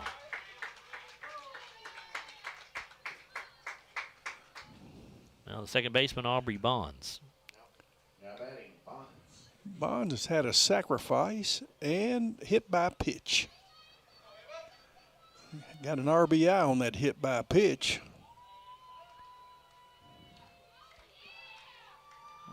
If you've listened to us, you know how young this Glasgow team is. ACS pretty young, too. They only have 1 senior in the batting order and 2 juniors. Everybody else is either a sophomore, freshman, or 8th grader.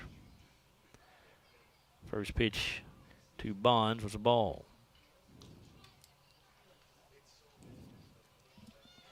Here's the 1-0. And grounded back into the circle to Maxey. She'll go to first base for the out.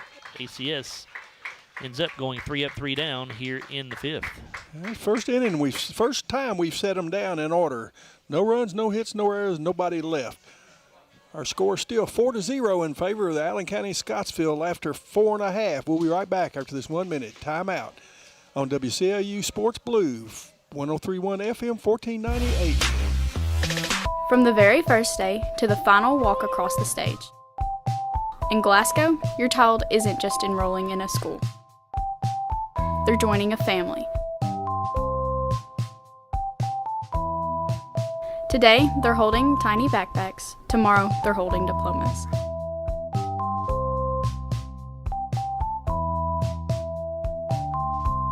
In Glasgow, every step matters and every road leads home. Join the family.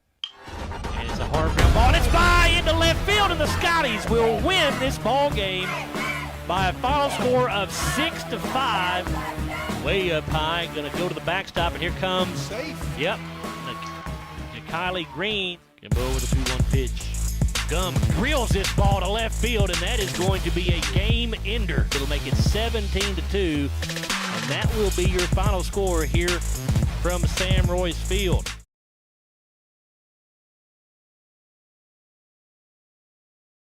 Right foot at the plate for the Lady Scotties to lead things off in the bottom half of the 5th inning, and she'll pop the first pitch up, and it'll be caught at second base by Aubrey Bonds for out number 1. Allen County-Scottsville leads 4-0. And next up, the right fielder Kinley Bell for the Lady Scotties. Gracie Walker is the other hitter due up for Glasgow here in the 5th.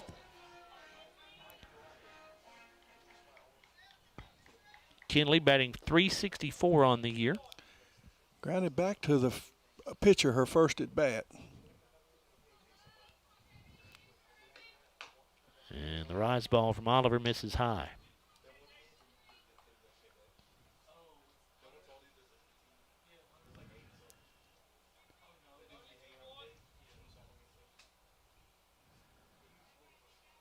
Here's the 1-0. Change up, and Bell waits on it and pokes it into left field for a one-out single. Nice piece of hitting right there by the 8th grader. Boy, Kinley showing a lot of promise. Now batting, Gracie That'll bring up the Walker. catcher, Gracie Walker, with one away here in the 5th.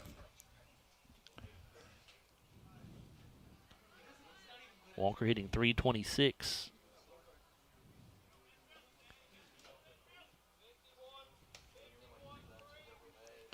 Struck out swinging her first at bat on a 1-2 count. Shows bunt and cannot get it down. Went after one that was up in her eyes there.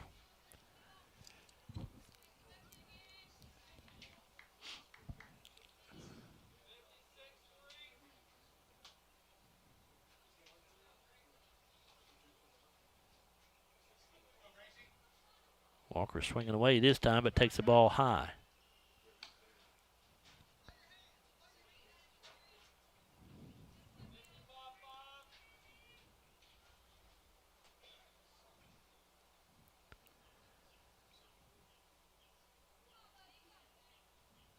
Here's the 1-1.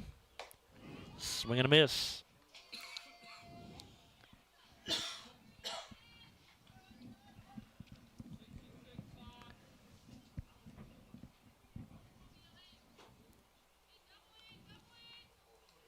One ball, two strikes. The pitch on the way from Oliver. And the fastball called, strike 3. SCRTC strikeout for Brooklyn Oliver. Here comes the Glasgow leadoff hitter, Kerrigan Hagan. Her 4th. Now batting, Kerrigan Hagan. Kerrigan, a .415 hitter when the day started. She's flown out to center and popped out to first. Be a nice time for home run number 4 on the year right here to get Glasgow back in this thing. Lady Scotty's trailing 4-0 here in the 5th. First pitch to Hagan, misses outside. Ball 1.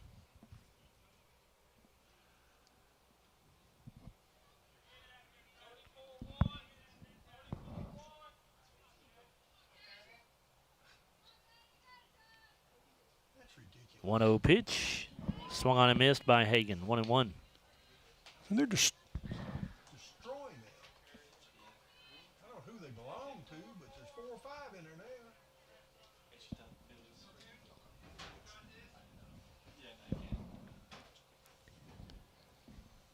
Now the 1-1 pitch. Misses up and away.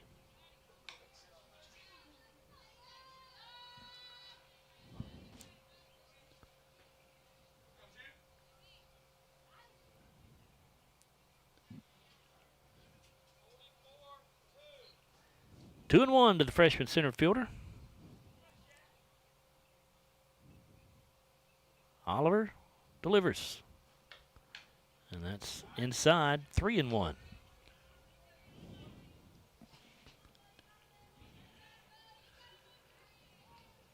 Glasgow trailing 4-0 in the bottom of the 5th inning.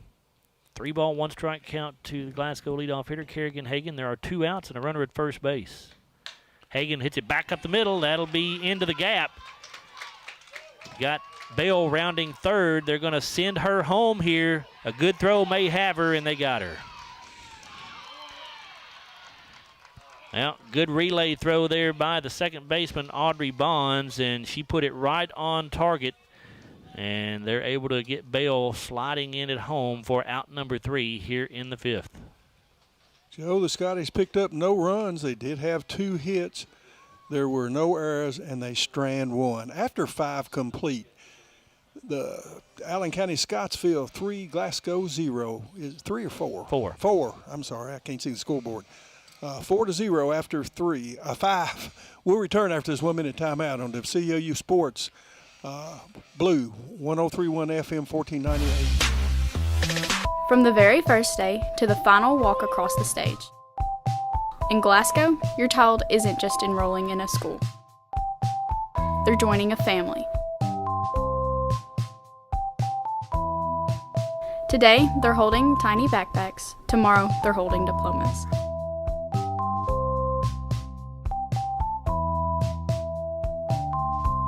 In Glasgow, every step matters and every road leads home. Join the family. Kirkpatrick on her way to second. She'll round second on her way to third now, and she'll be there sliding in with a one-out triple.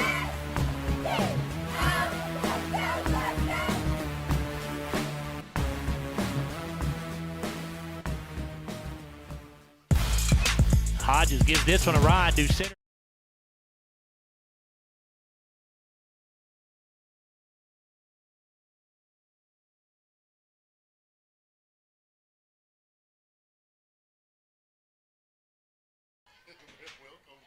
Finley Rice, Brooklyn Oliver, and Addie Law leading things off for ACS here in the top half of the sixth inning. A 4-0 lead for Allen County-Scottsville.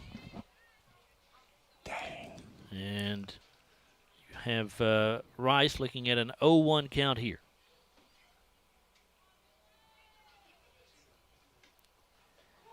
Swing and a miss here to good changeup. It's 0-2 now to Rice.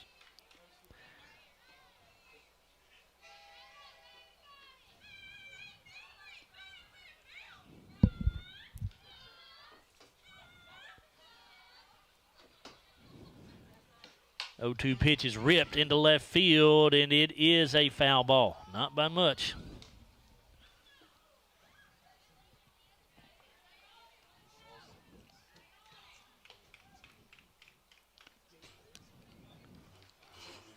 No balls and 2 strikes.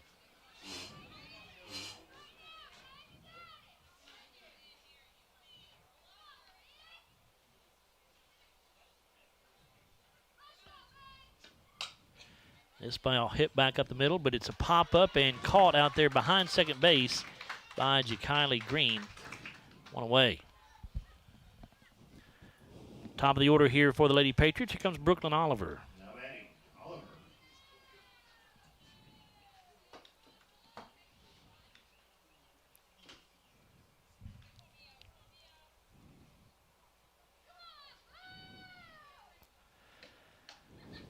And this pitch in there for a strike to Oliver.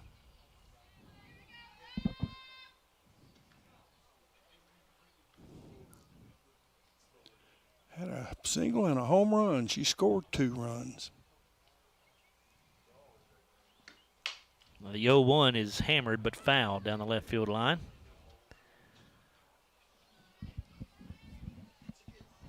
Oliver does not get cheated at the plate, that's for sure. No. She has hit some hard balls here today. She's a very good softball player.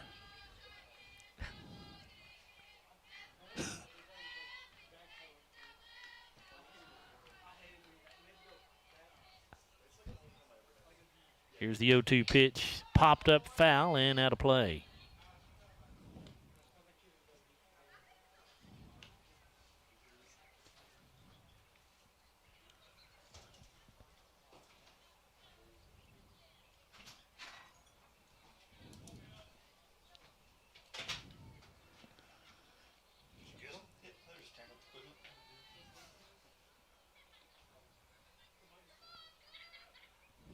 No balls and 2 strikes, the pitch from Maxey. Change up, Oliver waits on it and fouls it back.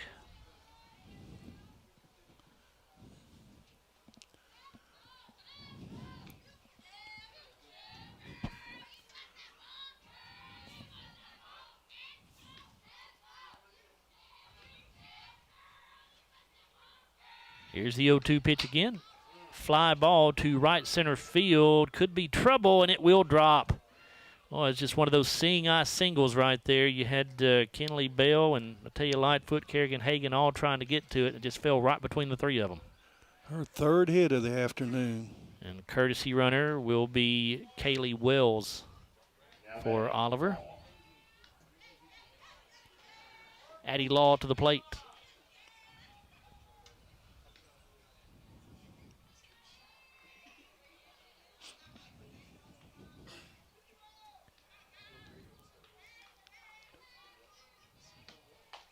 And the fastball in there for strike 1 to Law. Oh, 359 hitter. 1 for 3 this afternoon. She is the only senior in this lineup today for ACS. Scored 1 run. 0-1 pitch is a fastball that misses upstairs. A snap throw down to first base by Walker, but the runner back in safely.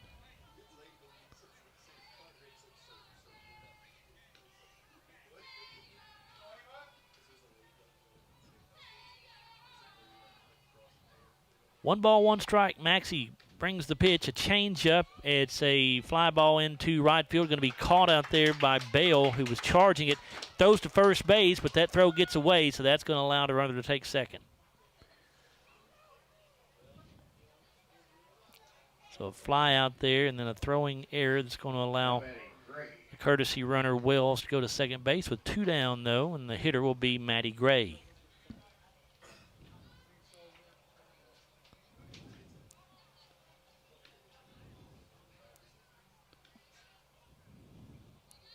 Gray batting .406, 9 home runs.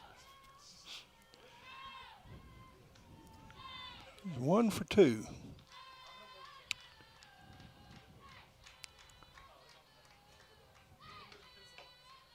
And this pitch misses low to her to start the at-bat. She's walked, singled, and scored. And, well, her courtesy runner scored, and she reached on an error.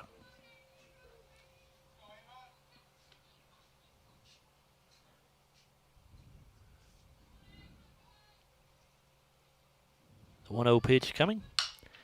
Ground ball to Green at shortstop. She's got it. The throw is there in time, and that will retire ACS here in the 6th.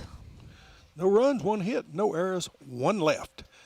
5.5 gone. Score still 4-0 in favor of Allen County-Scottsville over your Glasgow Lady Scotties. We'll be right back after this 1-minute timeout on WCLU Sports Blue, 103.1 FM, 1490 AM.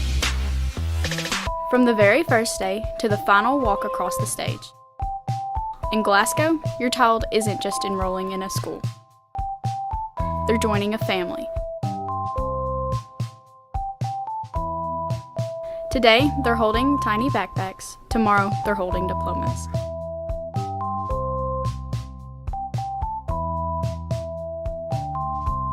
In Glasgow, every step matters and every road leads home.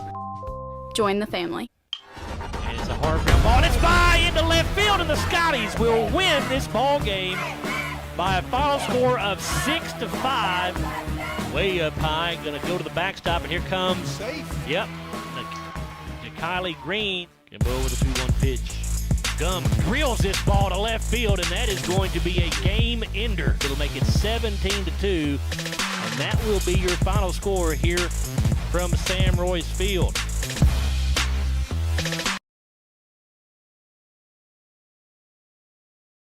Joe Myers, Bruce Tribune back here with you at Rigdon Kaiser Field, Busch Stadium here on the campus of Glasgow High School. It's a 4-0 lead for Allen County-Scottsville as we move to the bottom half of the 6th inning in this 15th district matchup. It'll be Kayla Kirkpatrick, Jakiley Green, and Reese England that are due up for the Lady Scotties. We're waiting on the ACS catcher, Maddie Gray. She's just now coming out of the dugout.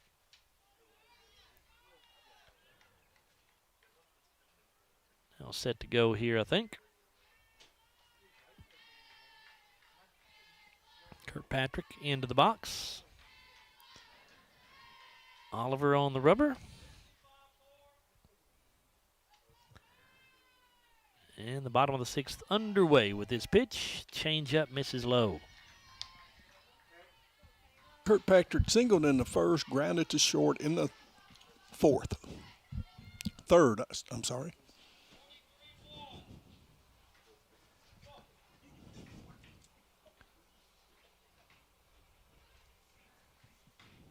One 1-0 pitch to Kayla, and she'll foul it back.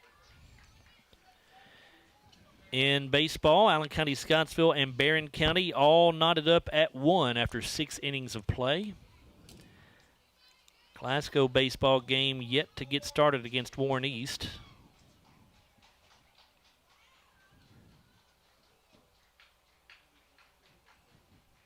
One pitch and a swing and a miss by Kirkpatrick at a changeup.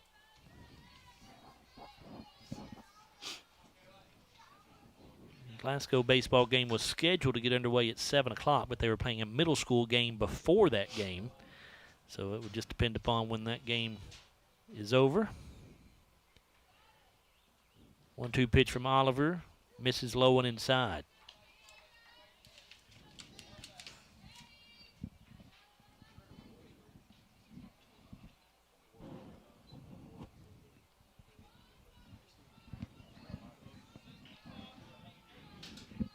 2 balls, 2 strikes.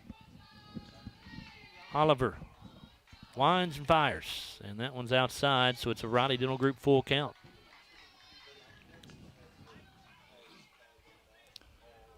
Joe, this is the first batter she's gone full on. Of course, she's thrown a lot of strikes. We've hit, you know.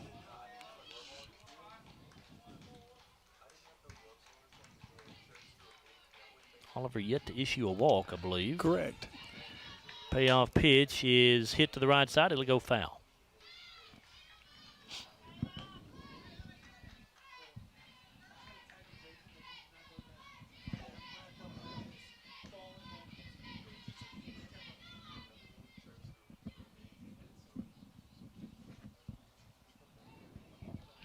Oliver looking over at the dugout, waiting the pitch to be called out.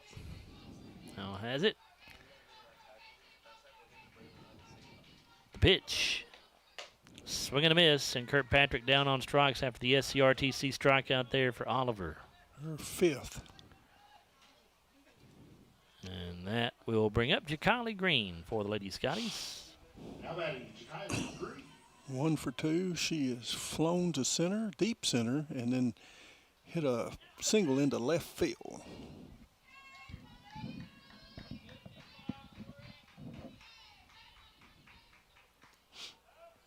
And time called by Green. She backs out of the box. Now ready to go. Oliver with the pitch. It's a change-up in the dirt. Ja'Kylie started the day just under 400 with her average at 392. Team high 8 home runs on the year.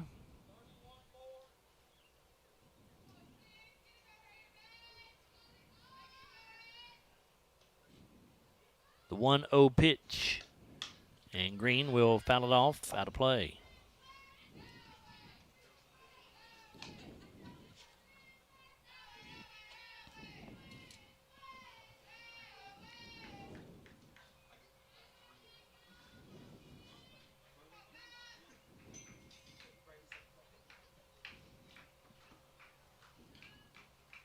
Count even at the ball and a strike on the Glasgow junior shortstop. The pitch coming. Hit back up the middle. Going to bounce in front of second base, and the shortstop Law was trying to get there. Got her glove on it, but could not come up with it cleanly. I'm not sure even if she does that she'd be able to throw Green out. That's an infield hit. I would agree with that. So a 1-out single there for Green. That'll bring up Reese England. Reese has popped out to the shortstop and struck out looking.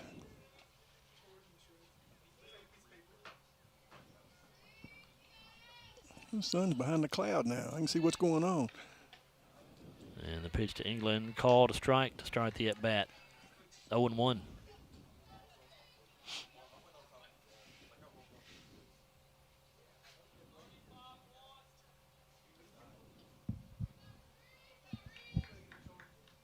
Oliver with the 1-0 or the 0-1, excuse me, and that one misses upstairs. 1 ball and 1 strike.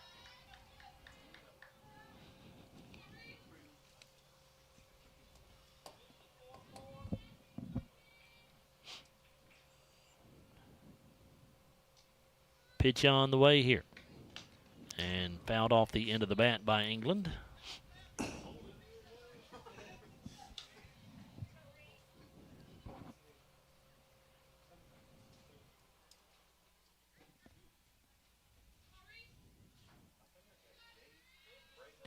One ball, 2 strikes to the first baseman for the Lady Scotties, the 8th grader, Reese England.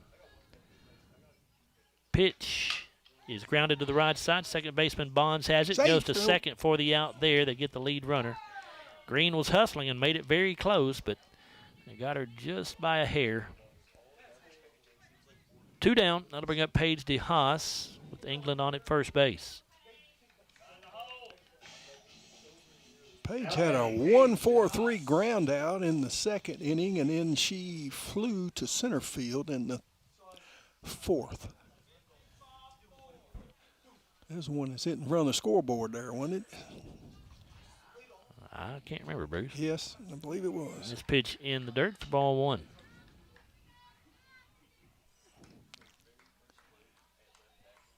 Yeah, because we've only had 2 balls hit to center field. Brooklyn Oliver. Yep. I'm sorry.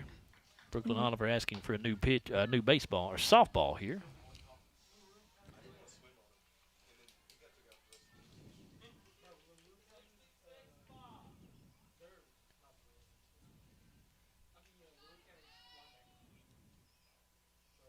The 1-0 pitch right down the middle there for strike 2. Or strike 1, excuse me, 1-1.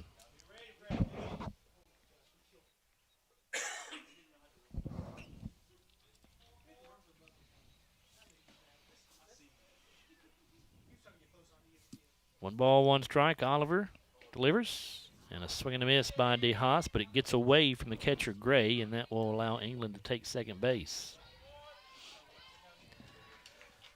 Glasgow still looking for their first run of the day here, trailing 4-0 in the bottom of the 6th.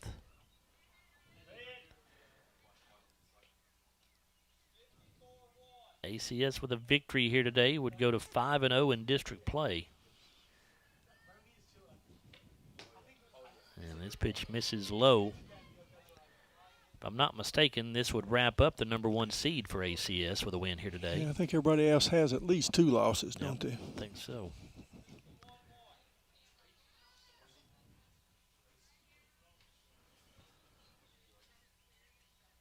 Two-two pitch. Grounded back up the middle, and that's going to get into center field. England rounding third. She will come in to score the first run of the day for the Lady Scotties. RBI number 9 on the season for Paige DeHaas. And Kinley Stevens will come to the plate to try to keep things going with 2 away. And Coach Murphy coming down to talk to the home plate umpire. May get a pinch runner here for DeHaas at first base. Well, Maxie's a flex player. I guess he could let her run, couldn't he? But it's not. It is going to be, I see a 2 and a 1. Okay, so that's number 12 for Glasgow, and that is Jenna Glass running at first base for DeHaas.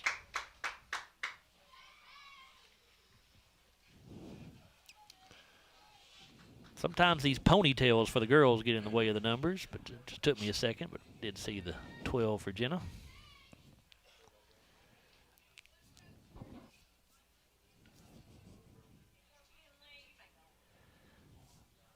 Kinley Stevens in the box. First pitch she sees is a fastball that is low. Kinley looking for her first hit of the afternoon, grounded to short and struck out. Barron County softball defeats Taylor County 14-1 in 5 innings. Kinley's the one that struck out a while ago, and the catcher dropped the ball and then threw it back to the pitcher. This pitch misses outside, 2-0 to the freshman. Barron County, Allen County-Scottsville going to extra innings, tied at 1, going to the top of the 8th. It's baseball score, obviously. Now the 2-0, and Stevens will foul it off out of play.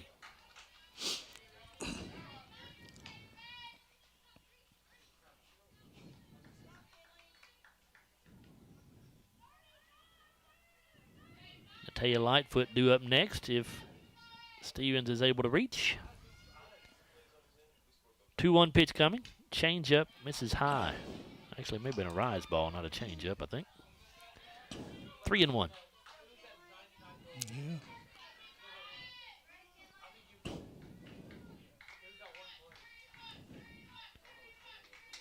Gray hadn't pulled that down, it'd still be rising. Yeah. 3-1 pitch coming. And Stevens watches it go by for strike 2. I've got a bad angle.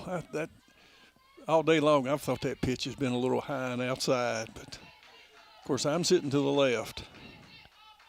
Riley Dental Group full count here to Stevens. And he's been very consistent on it. The 3-2 pitch is grounded to the shortstop Law. Her only play will be to first base, and she gets Stevens by about a half step there. So that will retire the Lady Scotties in the bottom of the 6th, but Glasgow does get on the board, and they trail by 3. They picked up one run. They had 2 hits. There were 1 error and 1 left.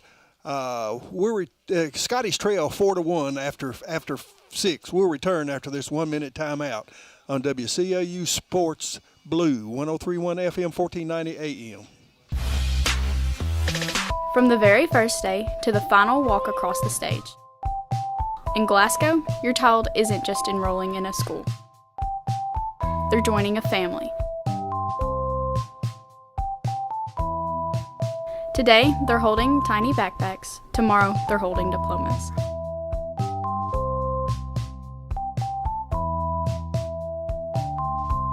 In Glasgow, every step matters and every road leads home. Join the family. Kirkpatrick on her way to second. She'll round second on her way to third now, and she'll be there sliding in with a 1-out triple.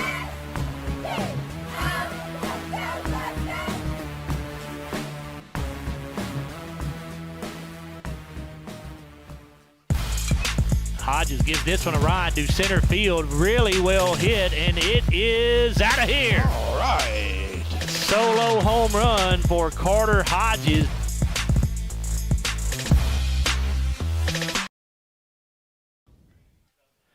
We start at the top of the 7th inning with Allen County-Scottsville leading the Lady Scotties 4-1 here in softball. First 3 hitters due up for ACS are the 4, 5, and 6 hitters. That's Kinsley Byrne, McKenna Law, and Kinley Sykes.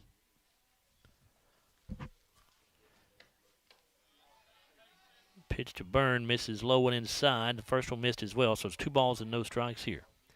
Sun starting to go down beyond the trees over there, and the temperature starting to drop. Byrne is 0 for 2. Here's a hard ground ball and nearly a nice backhanded stop there by Lightfoot at second base on the diving attempt, but she could not bring it in. It gets into center field. That'll be a leadoff single for Kinsley Byrne. And Coach Brad Bond's making a change here. It'll be a pinch hitter for McKenna Law, and that is going to be that's the flex player. She's going to hit for herself here. That's Kendall Clark, the right fielder.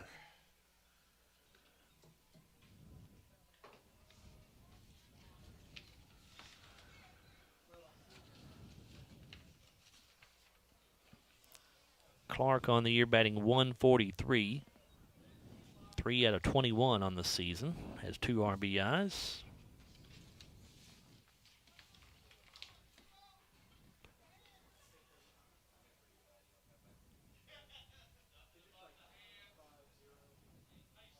Ava Maxey with the first pitch of this at bat, and Clark showed bunt, pulled back, and took a ball low.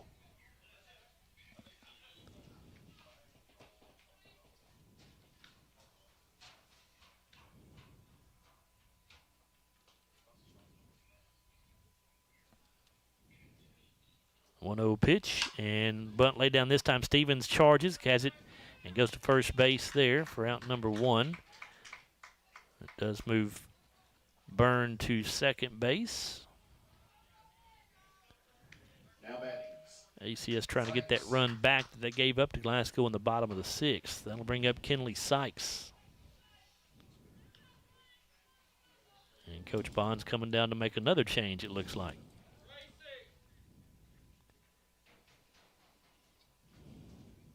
Is she going to run for Sykes at second base? Looks like it. Have a pinch runner for or Byrne. I'm sorry, that's Kinsley Byrne that will be run for at second base. Let's pick up the number here. I heard Coach Bond say Gracie, so that is probably going to be Gracie Tao. That's the only Gracie I see on the roster. She wears number 23. She's running for Byrne, right? That's right.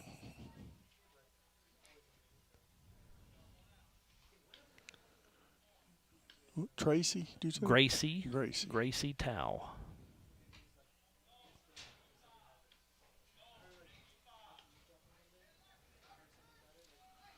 So she's the runner at second base with 1 away here in the top of the 7th. ACS on top 4-1.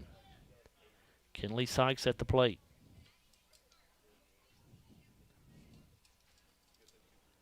Maxey's pitch is fouled back out of play.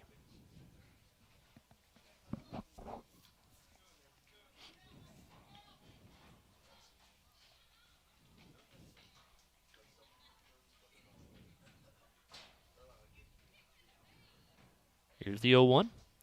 Change up, popped up, and again out of play. And caught by a fan in the stands. Very nonchalantly, I might say. Yes. Just no big deal. I'm just going to reach out and grab that softball with my bare hand. 0-2 to Sykes. The pitch from Maxey. Well, he's got a walk. This is low. It'll be 1-2 now.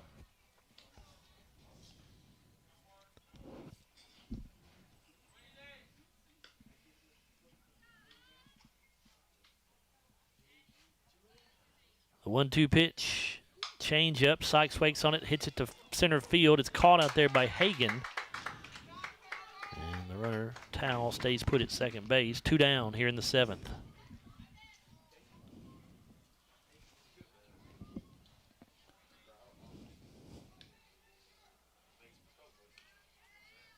And do we have another pinch hitter here? Looks like we will. That is 14, and that is Addison Wheat. She'll be hitting for Bailey Gaines. Yeah, she's been a... So Gaines is done. She cannot go back into the ball game. She's been hit for twice now, I believe. Yes, sir.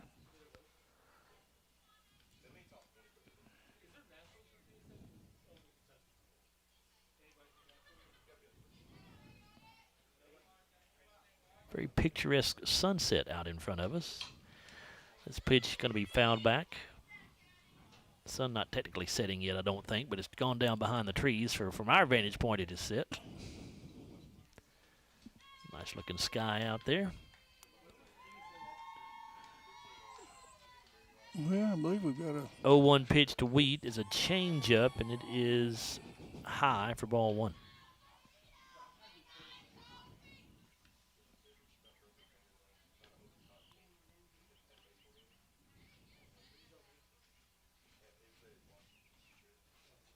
Maxey with the 1-1 pitch. Fouled off out of play.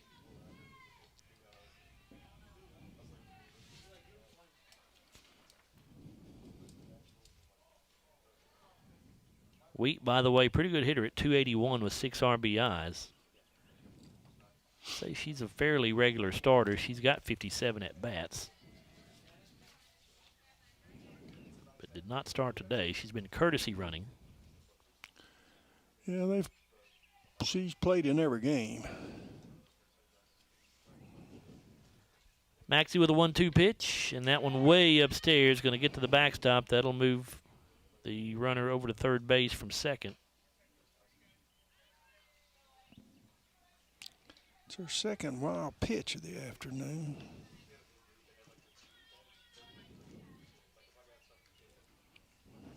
Maxey with a 2-2. A swing and a miss. Got the fastball by the hitter that time, Addison Weed, and that is an SCRTC strikeout for Maxey. And that ends the top of the 7th for ACS. No runs, 1 hit, no errors, 1 left. We finished 6 1/2. Scotties will be coming to bat, trailing in the bottom of the 7th, 4-1. We'll return after this 1-minute timeout on WCIU Sports Blue 103.1 FM 1490 AM. From the very first day to the final walk across the stage. In Glasgow, your child isn't just enrolling in a school. They're joining a family. Today, they're holding tiny backpacks. Tomorrow, they're holding diplomas.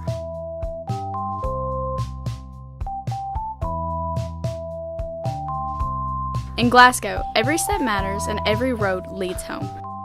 Join the family. And it's a hard ground ball, and it's by into left field, and the Scotties will win this ball game by a final score of 6-5. Way up high, going to go to the backstop, and here comes, safe. Yep, Kylie Green can go over the 2-1 pitch.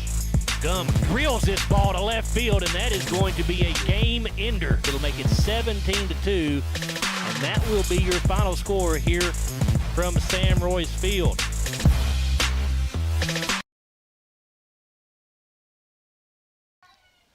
Natalia Lightfoot, Kinley Bell, Gracie Walker, the 3 Glasgow hitters due up here in the bottom of the 7th inning. Lady Scotties down to their final 3 outs here, trailing 4-1 to Allen County-Scottsville in this 15th district matchup.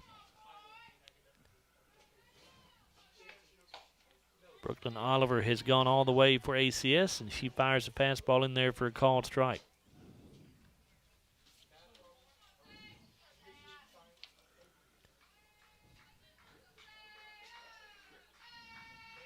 Here's the 0-1. That one off the plate outside. Lightfoot batting 163, 5 RBIs.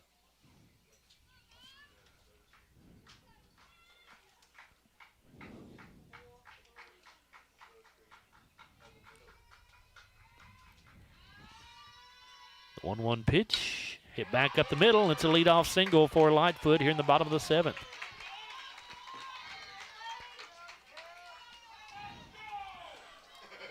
Natalia's second hit of the afternoon. And bring up Kenley Bell, the right fielder. She has one of our 7 hits.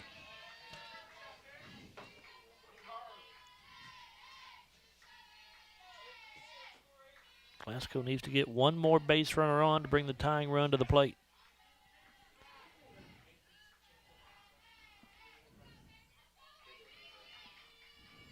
Oliver misses with a rise ball to start the at-bat.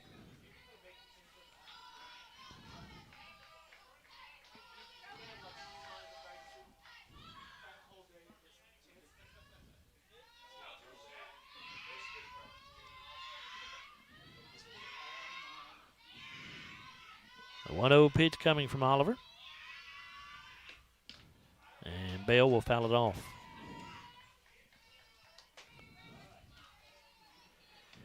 Allen County-Scottsville scores 2 in the top of the 8th, and they now lead Barron County 3-1, going to the bottom of the 8th there over at Trojan Field.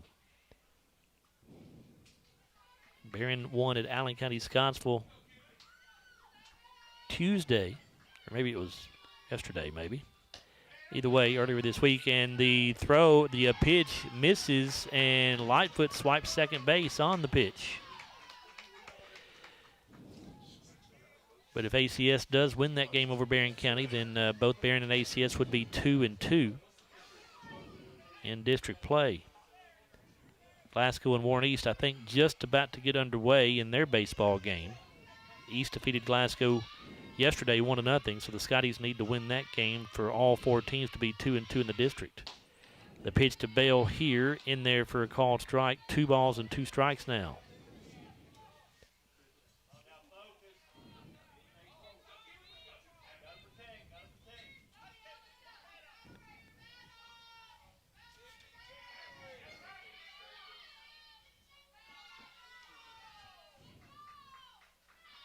Two now.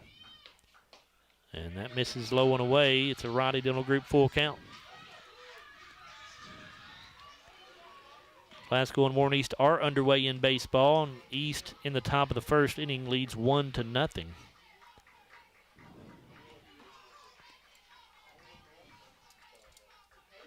East has a couple of base runners on too, and only 1 out. So maybe a big inning for East to get that game started over there across town. 3 balls and 2 strikes to Bale. And it is going to be fouled off.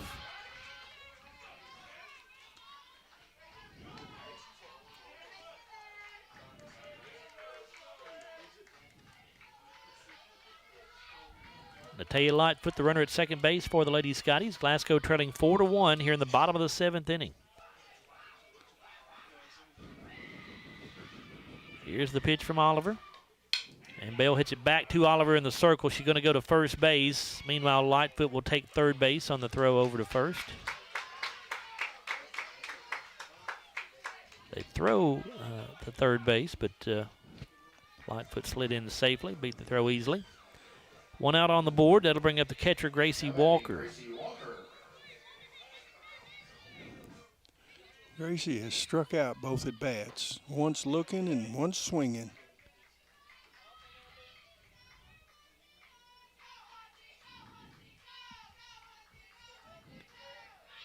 And Walker backs out of the box as Oliver took a while to get the pitch.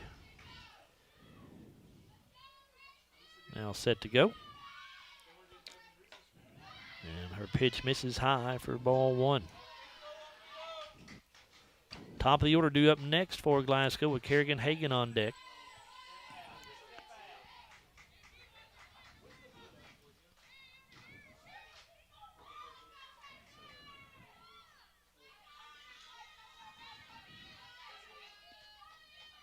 Here's the 1-0. And a good fastball there by Oliver. Got it by the swinging Gracie Walker.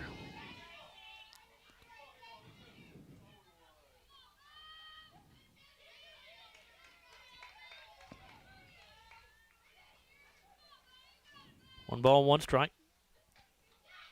Here's the pitch. And it's off the plate outside.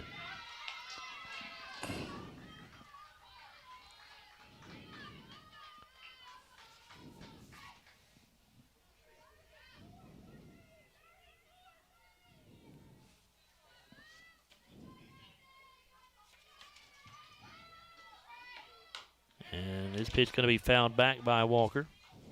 It'll put the count at 2 balls and 2 strikes now.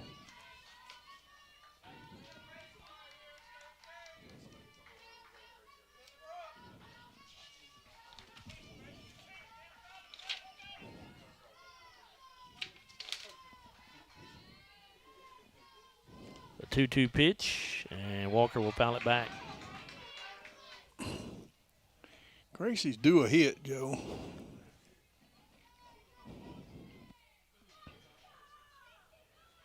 I agree. 326 average. She's 0 for 4 over the last 2 days, all strikeouts. So here's the 2-2. And a swing and a miss there, and she's down on strikes here. SCRTC strikeout for Oliver. Glasgow down to their final strike.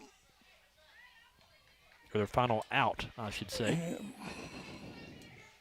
Now batting Kerrigan Hagan. Kerrigan's 1 for 3 with a double. Doubled her last at bat.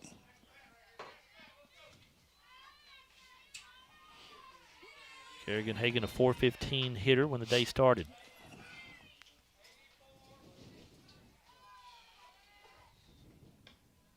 And the changeup from Oliver bounces in for ball one.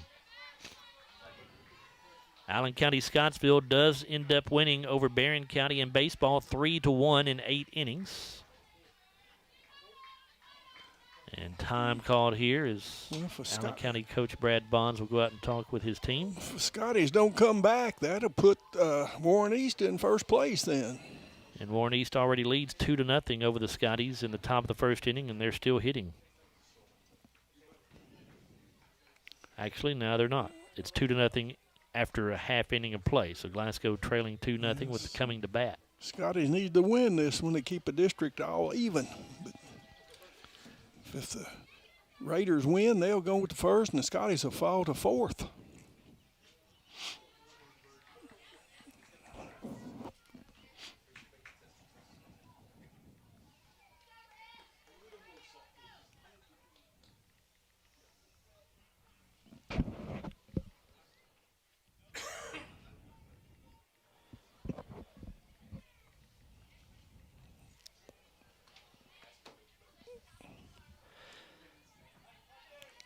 Conference is over. Everybody goes back to their spots. It's a 1-ball, no strike count here to Kerrigan Hagan.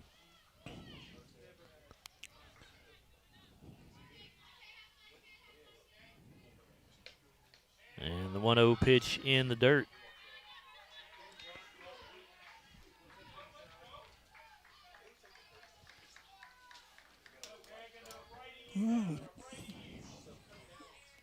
Lady Patriots had 9 hits through 7 innings. The Scotties have 8. 2-0 to Hagan. It grounded fouled on the third base line.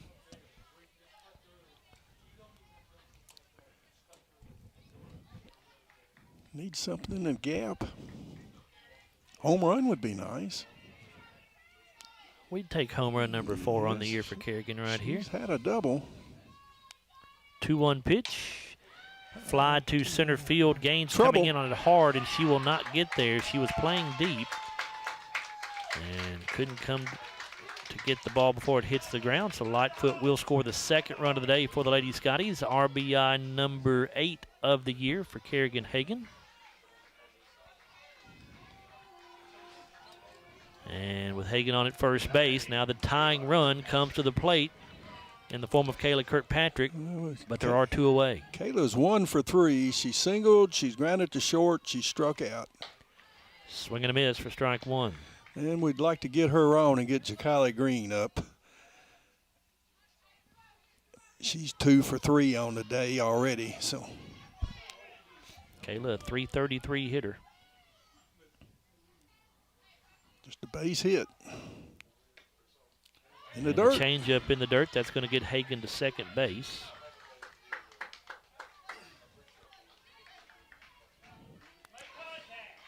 One pitch.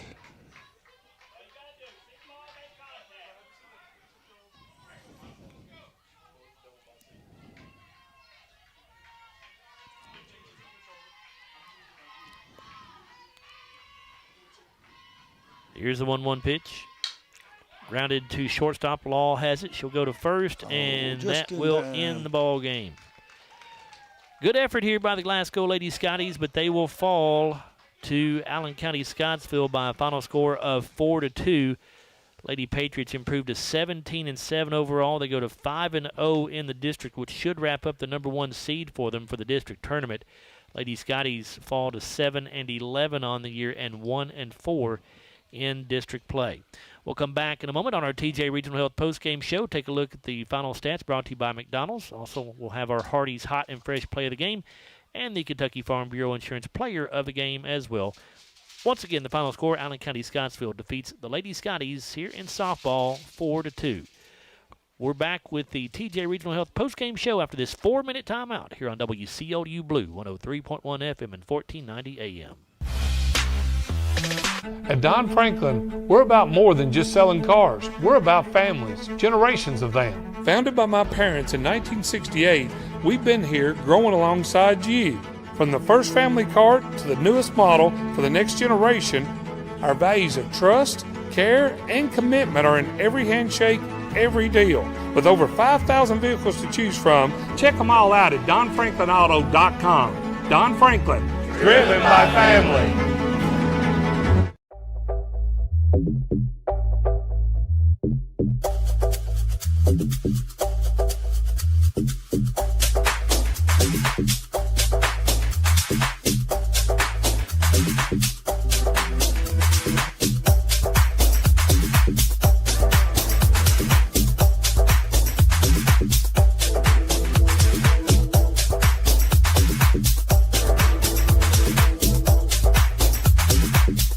Hardee's Original Bag is back, now with even more full-size sandwiches to choose from. The new Spicy Chicken Sandwich, Hot Ham and Cheese, Hand-Breaded Chicken Tender Wrap, or Charbroiled Double Cheeseburger. Mix and match any two, with fries and a drink, just $6.99. Our dental health plays a vital role in our overall health. Practicing good dental hygiene is especially important for children. When was your child's last checkup? Riley Dental Group is invested in making sure you and your family have the healthiest smile possible. They understand a dental visit may prompt anxiety or nervousness, but Dr. Riley and his team offer a variety of solutions, including a comforting and friendly visit from Bennett, their therapy dog. Call Riley Dental Group for an appointment, 651-5939. Right now, when you download the Hardee's app and join My Rewards, say good morning to 20% off any breakfast order of $10 or more. Wake up to the fluffy omelet biscuit or a home-style loaded burrito and save. That's goodness in Hardee's country. Have you injured yourself playing a sport or exercising? Sports medicine experts at TJ Regional Health are trained to get you back on the road to recovery. Whether you're dealing with sprains, fractures, knee and shoulder injuries, or other common injuries, our goal is to prevent illness and injury in active individuals of all ages and help prevent future problems to maximize your performance. Find out more at tjregionalhealth.org/rehab. Patients first, team always. TJ Rehabilitation Services. When trying to find a bank that satisfies, everyone wants more of this. But where do you go to find great savings and friendly service all in one? A Kasasa account at the People's Bank. Kasasa accounts offer high interest, cash back, and automatic savings growth. Whether you open a Kasasa Cash, Kasasa Cash Back, or Kasasa Saver, your earnings will be through the roof. Come see The People's Bank in Cave City or Glasgow and see the difference in savings and service. Qualifications, rules, and limitations apply. Rates, rewards, and restrictions may vary by account. Contact The People's Bank for details. Member FDIC. We know there's a big difference between being in a community and being part of the community. That's why here in Glasgow, we cheer on the Scotties. We work hard every day to make a positive impact on the community we call home. Behind our golden arches, we strive daily to serve delicious food and treats. If you could only smell this McDonald's ad, you'd smell how delicious this burger and fries really are. Join our McTeam. To learn how, text KY209 to 38000. Benefits include a sign-on bonus up to $500. I just did it, but I waited way too long. Trust me, it's about time you left cable TV behind and started saving with MyStream TV from SCRTC. Already have TV with SCRTC and you still have cable boxes and wires everywhere? Talk to SCRTC about MyStream TV and compare it to your current service. The best thing about MyStream TV, you'll save money and get up to 1 gig symmetrical internet. Visit scrtc.com and click on the MyStream TV logo at the top to start saving on cable today.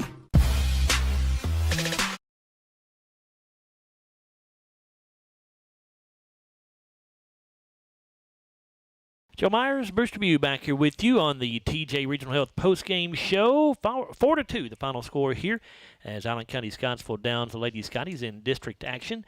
And we'll turn things over to Bruce. He's going to take a look at the final stats brought to you by McDonald's. All right, thank you, Joe. The Scotties dropped this one 4-2 to the Lady Patriots. So they come back and play them a lot better than they did the first game when they played on the road. Allen County had 4 runs on 9 hits. There was they committed no errors. There was one Glasgow error. There was one Glasgow. Let me look at that again, Joe. I thought we had an error. We did have a throwing error, and I've marked it down. There was one Scotty error, and the Patriots strand 9. Brooklyn Oliver will get the win. She will improve to 15-4 on the season. She pitched 7 innings, faced 29 batters. She struck out 6. She did not give up a walk, gave up 9 hits, 2 runs. Both of those were earned. She had 1 wild pitch, and Maddie Gray, the catcher, had 1 pass ball. Individually, offensively for the Patriots here this afternoon, Brooklyn Oliver, the player for them today, was 3 for 4 with a run scored. That was a home run, their only extra base hit. She had 1 RBI off of that. The courtesy runner, Kaylee Wells, did score 1 run for her when she had a single in that 3rd inning. Addie Law was 1 for 4 with a run scored in the 3rd. Maddie Gray was 1 for 3. She drew a base on ball. She had an RBI. Addison Wheat, the courtesy runner for her, because she was a catcher, did score 1 run, and she had 3 stolen bases. Kinsley Byrne was 1 for 3 on the afternoon, drew a base on ball, struck out once. McKenna Law was 1 for 3 with an RBI. Caitlin Clark came in and batted in the 7th inning, and she was had a sacrifice, so she had no official at-bats. Kinsley Sykes was 1 for 2 on the afternoon with 2 base on balls. Bailey Gaines was 1 for 1. Let's see. She was 1 for 1. Then Addison Allred batted for her, pinch hit for her in the 6th inning, and she struck out, so she was 0 for 1 with a strikeout.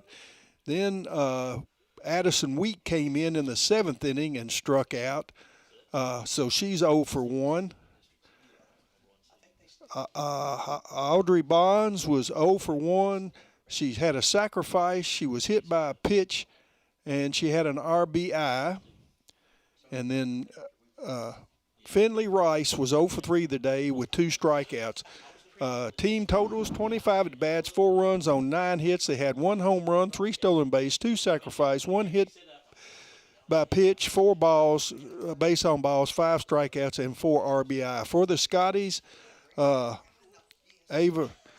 Maxie will pick up a loss. She will fall to 4-5. She pitched all 7 innings, faced 34 batters, struck out 5, walked 4, gave up 9 hits, 4 runs.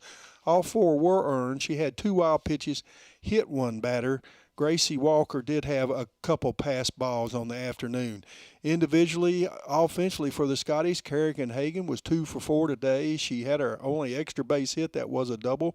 She had a stolen base and an RBI. Kayla Kirkpatrick was 1 for 4 with a strikeout. Jakali Green was 2 for 3, had a stolen base. Reese England was 0 for 3. She did score a run. She reached on a fielder's choice. She committed an error, a throwing error, and she had a sacrifice and a strikeout. Paige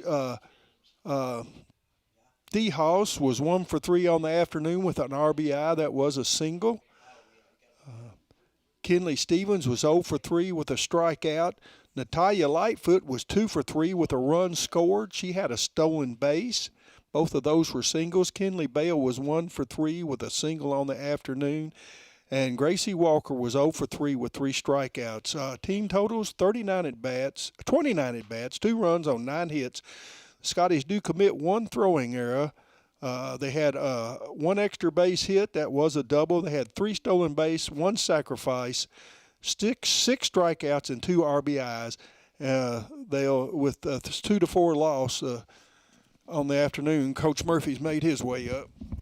Bruce, thank you very much for those final stats. Again, those are brought to you by McDonald's, and we are now joined by Glasgow head coach Stephen Murphy after his ball club falls 4-2. And Murph, we were just talking here off the air, and you guys showed great fight tonight. We're in this ball game all the way, just couldn't get it done in the very end there. Yes, we had some situations there early in the game where we had a runner or 2 on, and all the runs were earned. We didn't handle a couple of bunts well there, and Taya made a great effort on the ball when she went back and just couldn't hold on to it right there. But we didn't roll over. In the early season, we might have rolled over, but we're starting to really compete a whole lot better, and we're really improving. With the competitiveness of this team, Murph, I mean, a lot of it just starts with belief. You feel like these girls are starting to believe they can win ball games now? I really do. I think the win Tuesday night really helped us in that regard. And being a successful athlete is believing that you can do something. And I do start to see it right now. And I really feel like it's kind of been like this week. And I just hope we can keep it going. 9 hits on the day for your ball club against Brooklyn Oliver, who's 15-3 on the year with a 2.78 ERA. So she's obviously a very good pitcher. Your girls went to the plate and got some action there and put the ball in play. I'd say outside of South Warren, she's probably one of the best in the region. 15-3, that says it right there.